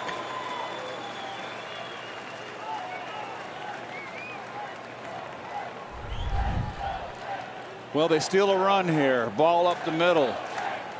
Naquin could have kept running to draw the throw. Topa's late backing up, and as a result, he fumbles the ball. Pete gets a great jump on the base hit. We've got to stop sliding head first. That just scares me. They'll walk Escobar intentionally. They're going to score an error on Topa and on Mitchell, the center fielder, allowing Naquin to reach second base. So it's the Brewers' second error of the game. Well, first error of the game, excuse me. So they steal a run with Big Pete. Pete now has 5 stolen bases. Only caught once. And the Mets are kind of taking the Brewers to school here. So the intentional walk to Escobar brings up Nito, who has been exceptionally hot but has gone 0 for 3 tonight. Craig Counsell figured he'd make that trade. Nito's 0 for 3 tonight, batting here with 2 out and 2 on. And Nito fouls back a first pitch fastball from Topa, 0-1. So a leadoff walk to Alonso. He swipes the bag without anybody paying attention. And 2 outs later, Naquin singles him home.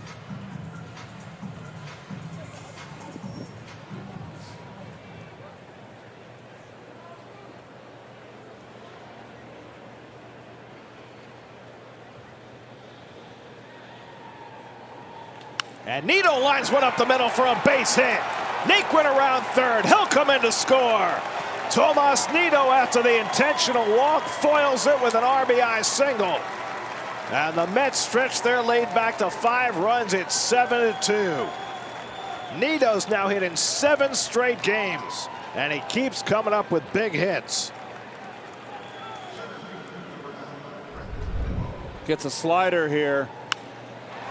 Flat slider, stays back. This will be, it depends. It possibly can be an unearned run with the advancement on the air, and the Mets just taking advantage in every way. Well, it'll be an earned run because of the intentional walk, but either way, you go back to the stolen base, and I know that people like to downplay things like being aware of the running game. You know, there's so much emphasis. Are you okay over there, by the way? My chair just collapsed. It just sunk. Go ahead. I'm listening. Yeah. Well, we have to get Keith's chair. I feel right. It just sunk all of a sudden. Well, there's a little lever on the side. If you lift it and then lift yourself, I don't know where the lever is. It's right here. I'm feeling it. Yeah. Forget it. Just go on. Would you like me to find your lever? Let's just go on with the broadcast. Well, I'm not sure if I can now because your chair has become a big issue. You look like a Lilliputian now. You saw me sink. I was in distress. I feel like Gulliver. Jeez. Be lording it over you. Where were we? Nimmo tries to find a hole. It's snagged by Peterson. Makes the flip, and they get the force play. And the inning comes to an end. That's a 5-6 fielder's choice to end the inning, but the Mets tack on a couple and lead 7-2. Drive around the majors presented by your Tri-State Audi dealers. They've gone to the 9th in Atlanta. Braves lead the Nationals 5-2. And let's transition to this moment. I'm trying to make a point about young pitchers and holding runners on and how important it might be. And all of a sudden, Keith goes all Kidcaster on me. My chair started to sink, and then it pinned my foot, and I couldn't get out of the way. So, geez. Do you find that as you get older, these things tend to happen more? Well, we do get a little more clumsy. I mean, you were always so adept at being in control of your movements. And it's a little disconcerting. I mean, you're an 11-time Gold Glover. I understand. You were able to hit a round ball with a cylindrical bat and hit it square. Yes, I was able to move like a cat on the infield. And not anymore. And now you're falling out of your chair. I don't think that's a good development. Seth Lugo pitching to Andrew McCutchen as we start the bottom of the 8th. Now, were you able to raise the chair between innings? You did. Oh, I found the lever for you, but do you know where it is now in case this happens do, again? And I know how it's down low. That's how my heel. Oh, forget it. Let's just do the game. McCutchen takes a curveball down, and it's 2-2. Well, the point I was trying to make when you sidetracked us with your furniture issues is that people tend to chase velocity and think about pitchers merely as people who can strike hitters out, as McCutchen finds a hole and he's got a leadoff hit in the 8th. But think about how that last inning transpired after Topa walked Alonso. Not paying any attention to him and allowing Alonso to steal second base sent that entire inning in motion for 2 runs to score. Yes. If he holds the runner on just adequately, doesn't have to do a lot because Pete's not a big base stealer, but he caught him unawares. If he just makes sure that Pete is staying put, that entire inning proceeds differently. And in a 5-2 ball game, when it's you're 3 runs down, you're in the hunt. There's Jace Peterson, who's 0 for 2, and he takes a fastball below the knees, ball 1.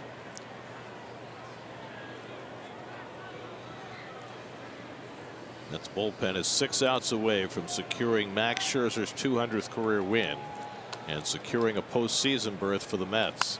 But that's driven to deep right by Peterson. Back goes Naquin onto the warning track to make the catch. So Naquin retreats to make the grab to retire Peterson one away. There's the road ahead. You're home for the Mets on the radios, WCBS News Radio 880 and anywhere on the Odyssey app. Night game tomorrow, day game Wednesday, then an off day Thursday as the Mets head out to the West Coast for the last time in the regular season. 3 in Oakland before they come home for 2 with the Marlins and then go to Atlanta for that big series weekend after next. And then they'll come home to finish up the year against the Nationals. Caratini takes a curveball down for ball 1. Caratini is flied out and grounded out 0 for 2. Mets 7 runs, 10 hits. The Brewers 2 runs and 3 hits. None of those hits against Max Scherzer, who threw 6 perfect innings in his return from the injured list. Tyler McGill gave up a double and a 2-run homer to Rowdy Tellez in the 7th. And now Lugo allowing the leadoff single to McCutchen here in the 8th. And now he's behind Caratini 2-0.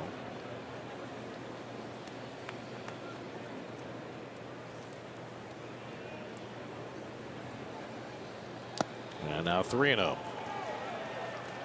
So Lugo, who has been so on top of things, struggling a bit early on tonight. He came in yesterday behind DeGrom and hit Brian Reynolds and then retired the next 3 hitters. So Lugo working back-to-back days. And remember also that he was up in the 6th inning when Scherzer went out for his final inning, was really up that entire inning. Then when Scherzer was taken out, they got McGill ready for his baptism as a relief pitcher, and now Lugo had to get up again to come in the 8th. Caratini flies one to shallow left, and Canna should have this lined up. 2 out.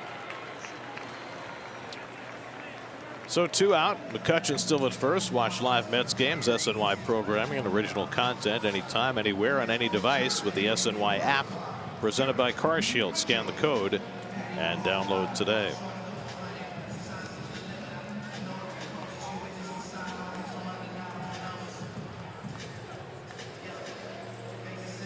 So 2 out. McCutchen still at first. Here's Garrett Mitchell, who was up twice against Scherzer and struck out both times. He was the last man Scherzer faced when he finished off the 6th inning. Took Max just 68 pitches to get through 6. He struck out 9. And the first pitch curveball misses ball 1. Yeah, Lugo got up early when it was a 3-0 ball game, but then the Mets tacked on those 2 runs, and that gave Showalter Buck the opportunity to bring McGill in with a 5-run lead. It's over in Atlanta. Braves beat the Nationals 5-2. Kyle Wright gets his 19th win. And so the Braves, again, just a half game behind the Mets, and the Mets can get it back to a full game if they can close this one out. 4 outs still left to go with a 5-run lead. And Mitchell takes curveball for a strike, and it's 1-2.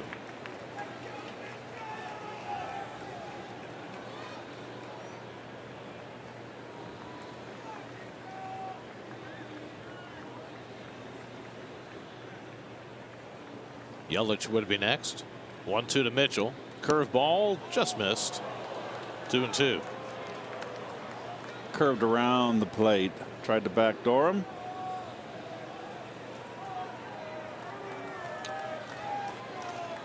Peter Strzelecki up in the bullpen for the Brewers.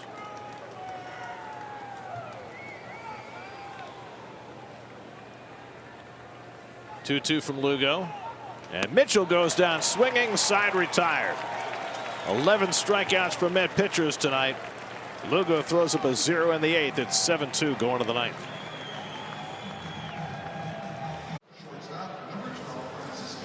Well, Bernie's made one slide tonight when Rowdy Tellez hit a 2-run homer, but for the most part, he's just been smiling, and, well, it's hard for him not to smile. Kind of pasted on his face. Peter Strzelecki comes on to pitch as we go to the top of the 9th. Queens native, University of South Florida grad. First pitch fastball in for a strike to Francisco Lindor. So the Mets are 3 outs away from clinching the 10th postseason berth in their 61-year history. They still have a bigger prize to play for in this regular season. They'll have 13 games to go after today. And certainly the division title is very much on their minds, and it is as tight as it can possibly be. But making it to the postseason and winning your 94th game is an enormous accomplishment, and Buck Showalter was pointing that out today. So the question is, if you're the Mets, how do you acknowledge that milestone?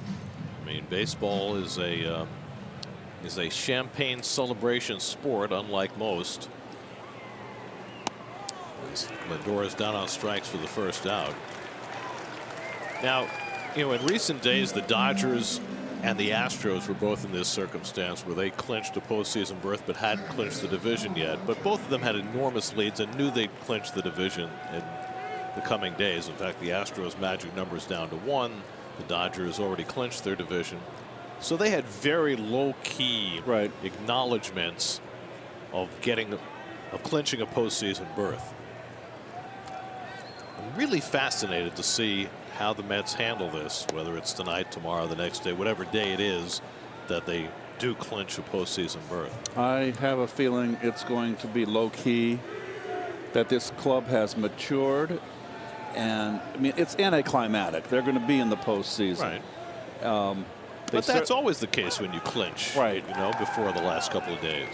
But there's more work to be done, and I just really feel, like I said earlier, with what happened last year, with the Mets in first place for so long, and then to fall off a cliff, and they're not going to fall off a cliff this year. I just think it's really important that they send that message to the Braves, and I think their focus is on winning the division, and then they can pour the champagne. What if they don't? They don't. I mean, this thing is basically dead even, right? I mean, the Mets have a slight advantage on the Braves in that if they win tonight, they'll be a game up, and if they win one of the games in Atlanta, they'll have the tiebreaker because they lead in the season series against the Braves. But it's anything but a given. It's going to come right down to the wire. But you know, it's the ball 4 to McNeil. McNeil in that 3 hole is getting on base big time. You just don't know. We still are a ways out from that series in Atlanta. You don't know what's going to happen in between. Right. So I'm wondering, why would they deprive themselves of a celebration of a major accomplishment, even though there are more to get? I mean, if you celebrate the division, you still have the postseason. If you celebrate winning the wild card series, you still have the division series. There are always more goals until you win the World Series. So I don't know. I don't. This is the first time the Mets have ever been in this circumstance, right, where they're clinching a postseason berth without clinching a division. The last time when they got in against the Phillies, it was the second to last day of the season, and they squeaked into the wild card, and it was a big celebration because it was a big deal. I just was never in that situation, because when I played, when you clinch the division. Right. There was no wild card. And I just feel that there's more important work ahead. They can certainly go in there and celebrate being in a. It's a tough question. Yeah. It's difficult. I'll tell you what the Astros did.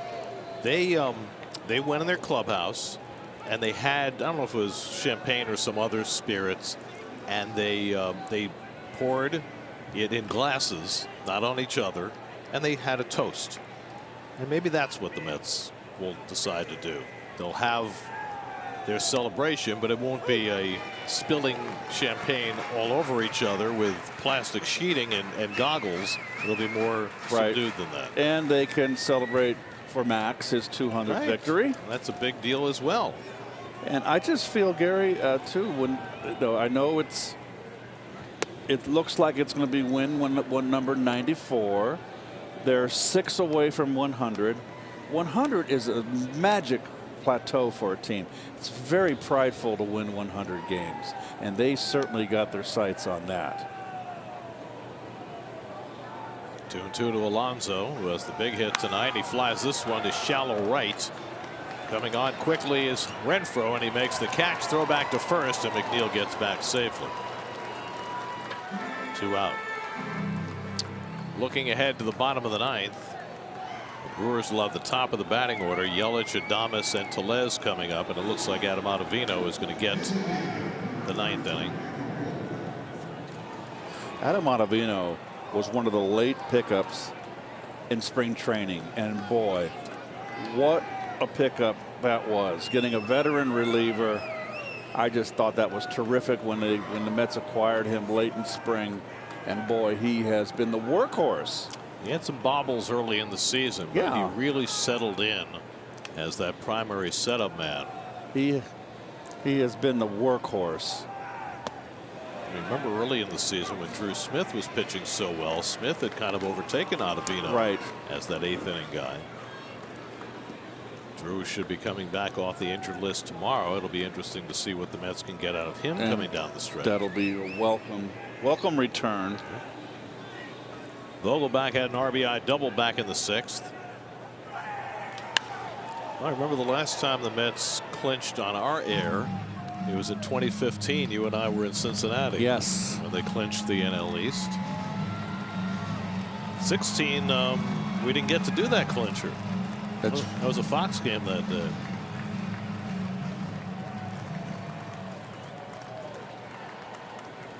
We might have a similar experience in Atlanta. Yes, we might. 0-2 to Vogelbach. Take it outside 1-2.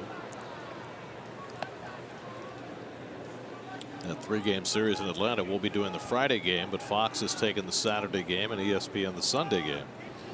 I kind of had a hunch that they were going to do that to us. Those games could be of utmost importance. 1-2, and Vogelbach takes inside. More than that, they'll be fun. I mean, Mets Braves has been just a great rivalry to watch this year. And the Mets took 4 out of 5 in the series in New York, but then the Braves took 3 out of 4 in Atlanta the last time they got together. 2-2 coming, and Vogelbach down on strikes to end the inning. That sends us to the bottom of the ninth. Mets 3 outs away from clinching a postseason berth and getting Scherzer his 200th win. New York Mets baseball on SNY is brought to you by your Tri-State Cadillac dealers. There's no better time to be in a Cadillac. Visit your Tri-State Cadillac dealer today. By DoorDash, order your game time favorites from Ivan Ramen exclusively through DoorDash. By Health First, proud wellness partner of the New York Mets. And by Nissan. At Nissan, they make cars that thrill. Experience the thrill for yourself. Shop NissanUSA.com. Some of the scenes from the Mets' last postseason clincher in 2016. Adam Ottavino trying to close this one out, and Christian Yelich fouls one back. I just got a text from Ethan Wilson, who is such a stalwart in the Mets media relations department. He reminded me that the Mets have actually had this situation once before. In 2000, the Mets were behind the Braves in the division race and clinched a postseason berth, but did not celebrate because the division race was still up for grabs.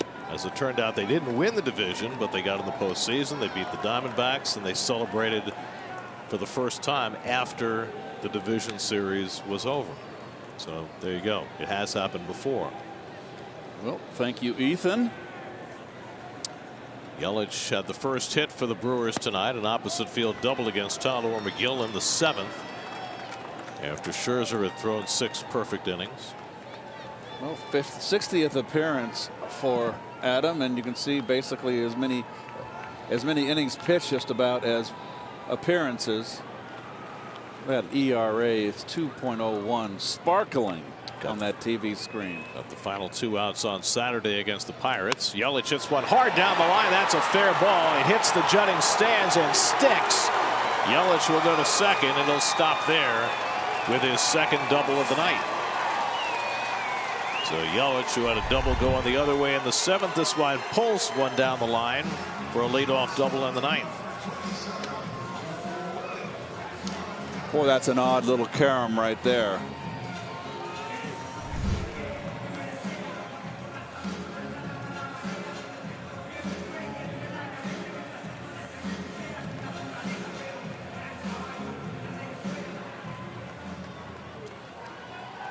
is Willie Adames, who's been up 3 times and struck out all 3. Started the day with a 9-game hitting streak, the hottest hitter in the lineup for Milwaukee, but he's been held in check. And he takes below the knees, ball 1.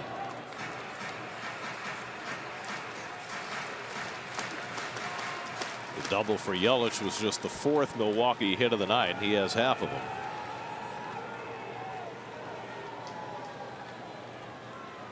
And Adames pulls one foul. Oh, nice grab. Wow. Boy, it is ball person night.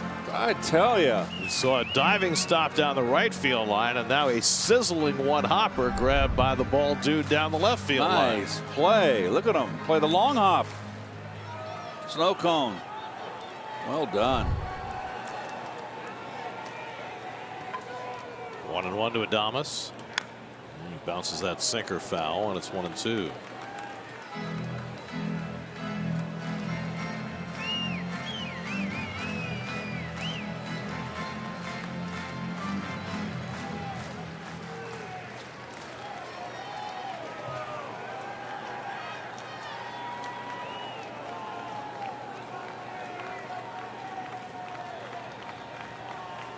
One-two coming. Fly ball center field. Nimmo coming on. 1 out. So Adames retired, and Ottavino has the first out in the 9th, and that'll bring up Rowdy Tellez.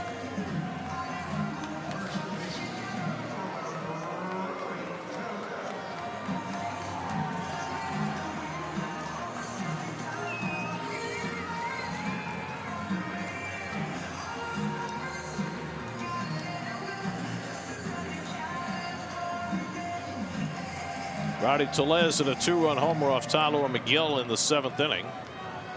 For the only 2 Milwaukee runs tonight, his 32nd of the year. Yelich at 2nd and 1 out. And Tellez takes a fastball for a strike, 0-1.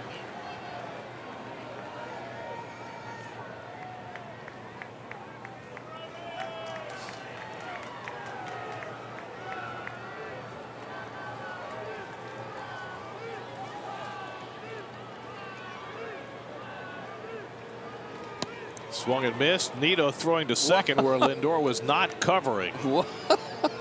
Well, it was an interesting thought by Tomas. But the page was not quite turned to the same lines. Lindor saying, look at Tomas, I've played every game this year just about. We got a 5-run lead here. Calm down.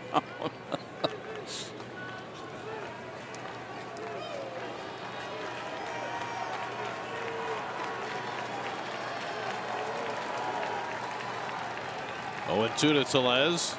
Runner takes off. Pitches high. Yelich takes 3rd. They'll call that a defensive indifference. 2016 was the last time the Mets made the postseason. It was also the last time Buck Showalter made the postseason. How about that? Took the Orioles to the wild card in 2016. 1-2 in the dirt, knocked down by Nito. 2 balls, 2 strikes.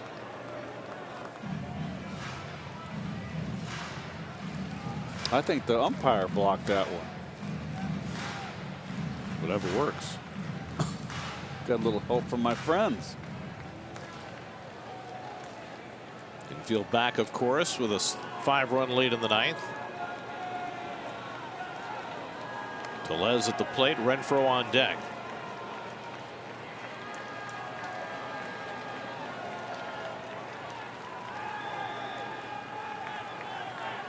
Two coming, and Tellez goes down swinging on the slider. 2-man down.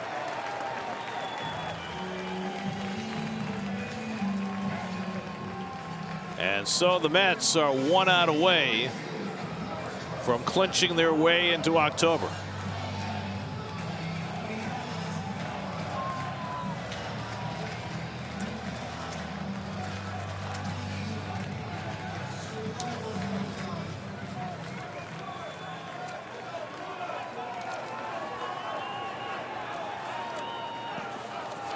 Hunter Renfroe, the batter. 0 for 3 tonight. Takes the cutter off the plate for ball 1.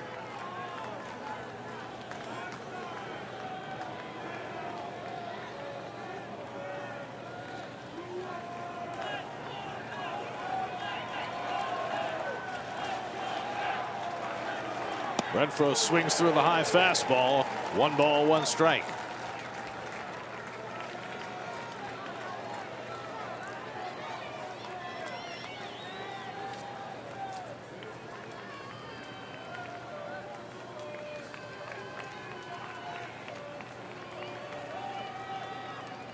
Now the 1-1.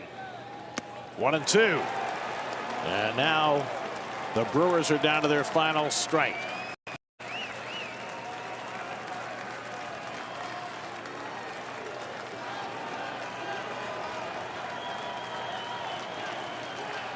One-two from Ottavino to Renfroe.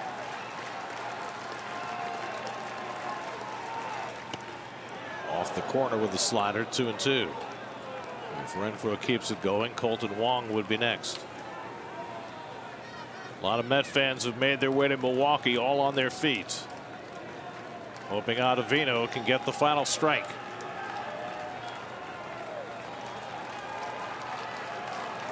Two-two.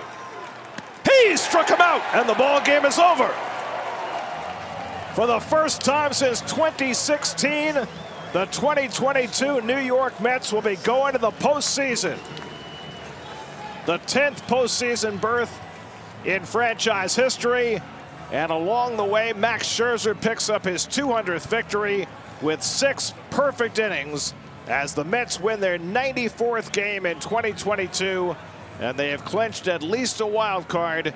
13 games to go. A 1-game lead in the National League East. And reason for at least a muted celebration tonight as the Mets have made their way into postseason play. And Buck Showalter return and to the postseason. He's been a big part of this. This team has really matured. The 5 players they brought here in the offseason just brought the veteran leadership. And this club, they only had 3 times that they have a 3-game losing streak. That's very difficult to do, Gary. They've been consistent all year. And they beat one of the best pitchers in baseball tonight en route to this clinching victory. They beat Corbin Burns. One huge hit by Pete Alonso, a 3-run homer that put the Mets in front. Scherzer was nothing less than brilliant in retiring all 18 batters he faced as a return from the injured list. And plenty of joy to go around tonight for the 2022 Mets.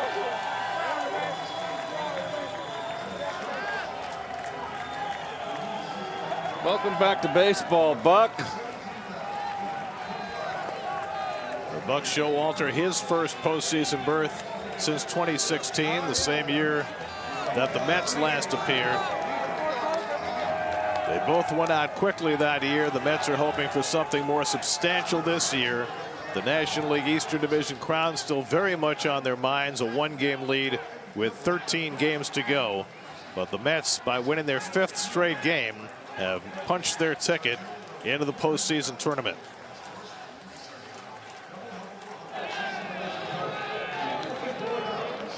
Let's go down to the field to Steve Gelb. Steve? Gary standing by with the 3-4 hitters for most of this season. Over 200 RBIs combined on the year. Francisco Lindor, Pete Alonso. Guys, congratulations. Francisco, I'll start with you. I know it's the first of what you hope is many steps forward here, but what is this accomplishment? What is this feeling like clinching the playoff berth? First of all, God is good. I'm extremely proud of everyone, the boys, everyone that contributed this year, with the guys that were up and down. It's just, I came here to try to be in the postseason and try to win championships, and this is the first step. Last year we were out of it right here, and we saw them celebrate, and to come back today and to clinch a spot. We understand this is not the end goal, but it's part of our destiny, and to be in the postseason, you gotta make it. So I'm just blessed. I thank the good Lord and my team. I'm extremely proud of my teammates and the front office.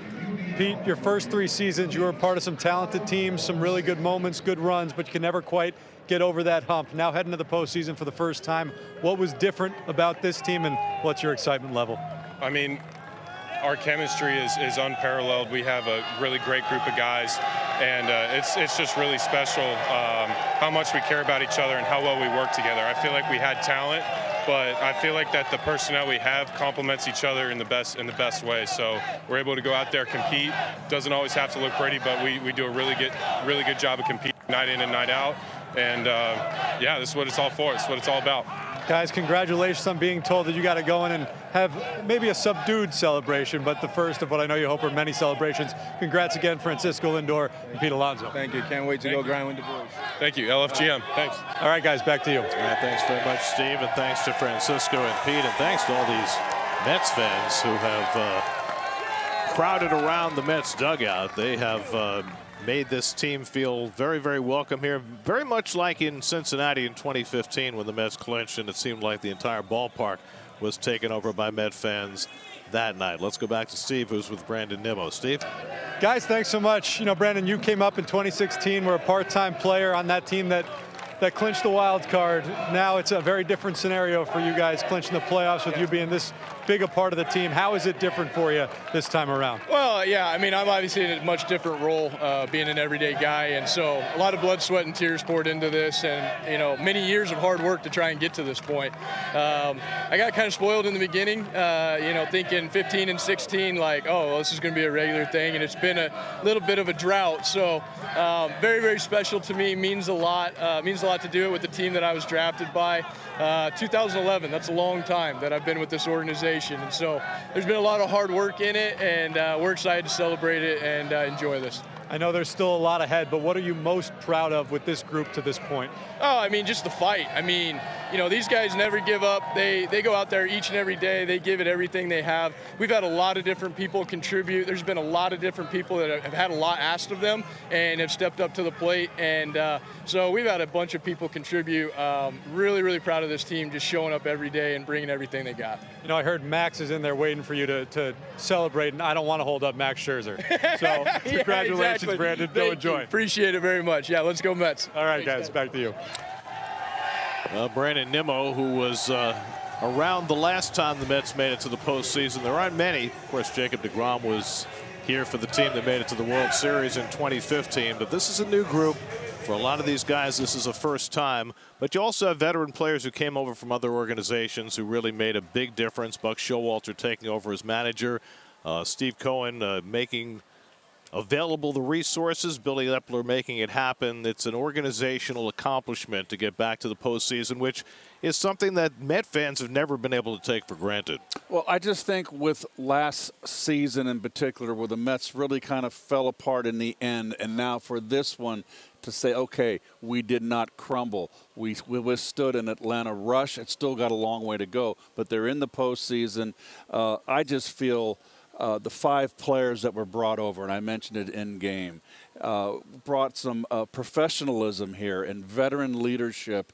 And then you brought in Buck Showalter, who I felt from the beginning, the day one of spring training, got the attention of this team and got it focused, and also the coaching staff, and they taught and they melded together. This team has been solid all year. They really haven't had any hiccups. They've been consistent, and congratulations to them. And I think also you have to point out that through whatever injuries they've had to their pitching staff, they have been very careful not to overwork the most important pieces. Now, you know, deGrom missed the first half. Scherzer's been on the IL a couple of times. But even with the seasons that, say, Edwin Diaz is having and Chris Bassett is having, no one has been overworked to get to this point. And that puts them in great position to try to win the division and try to go deep into October. Well, I've said all year I learned so much about what it takes to manage, and I know I'm being just a bullion about Buck Showalter, but from the beginning of the year, Buck said in April, hey, I've got to keep my arms strong because it's a long season, and sometimes you want to pull and bring in a guy 3 days in a row. Well, you know what? You're not going to get the return in July, August, September. I've never seen a manager protect his bullpen and keep it ready, and as a result, the bullpen has been solid all year, and with Diaz having the year he had, he's really become and is the best closer in the game. So it's always great to have a closer. It's just been so fun to watch. 94 wins, 13 games to play, lots more goals ahead, but the Mets know that they will be there when the postseason tournament begins as they clinch the 10th playoff berth in Mets history. Max Scherzer 6 perfect innings in his return from the injured list. The bullpen finished it up from there. Tyler McGill came back from the injured list as well to give the Mets an inning as the Mets win this one 7-2 for Scherzer's 200th career win. For every Mets win, the Amazing Mets Foundation is proud to contribute $2,500 to Northwell Health and the Cass Institute for Women's Health. For more information, visit northwell.edu/cats. With tonight's win, the total contribution so far this season is $235,000. Mets win it 7-2. They're in the postseason for the first time in 6 years. Lots to celebrate tonight. More coming up from Milwaukee in just a moment.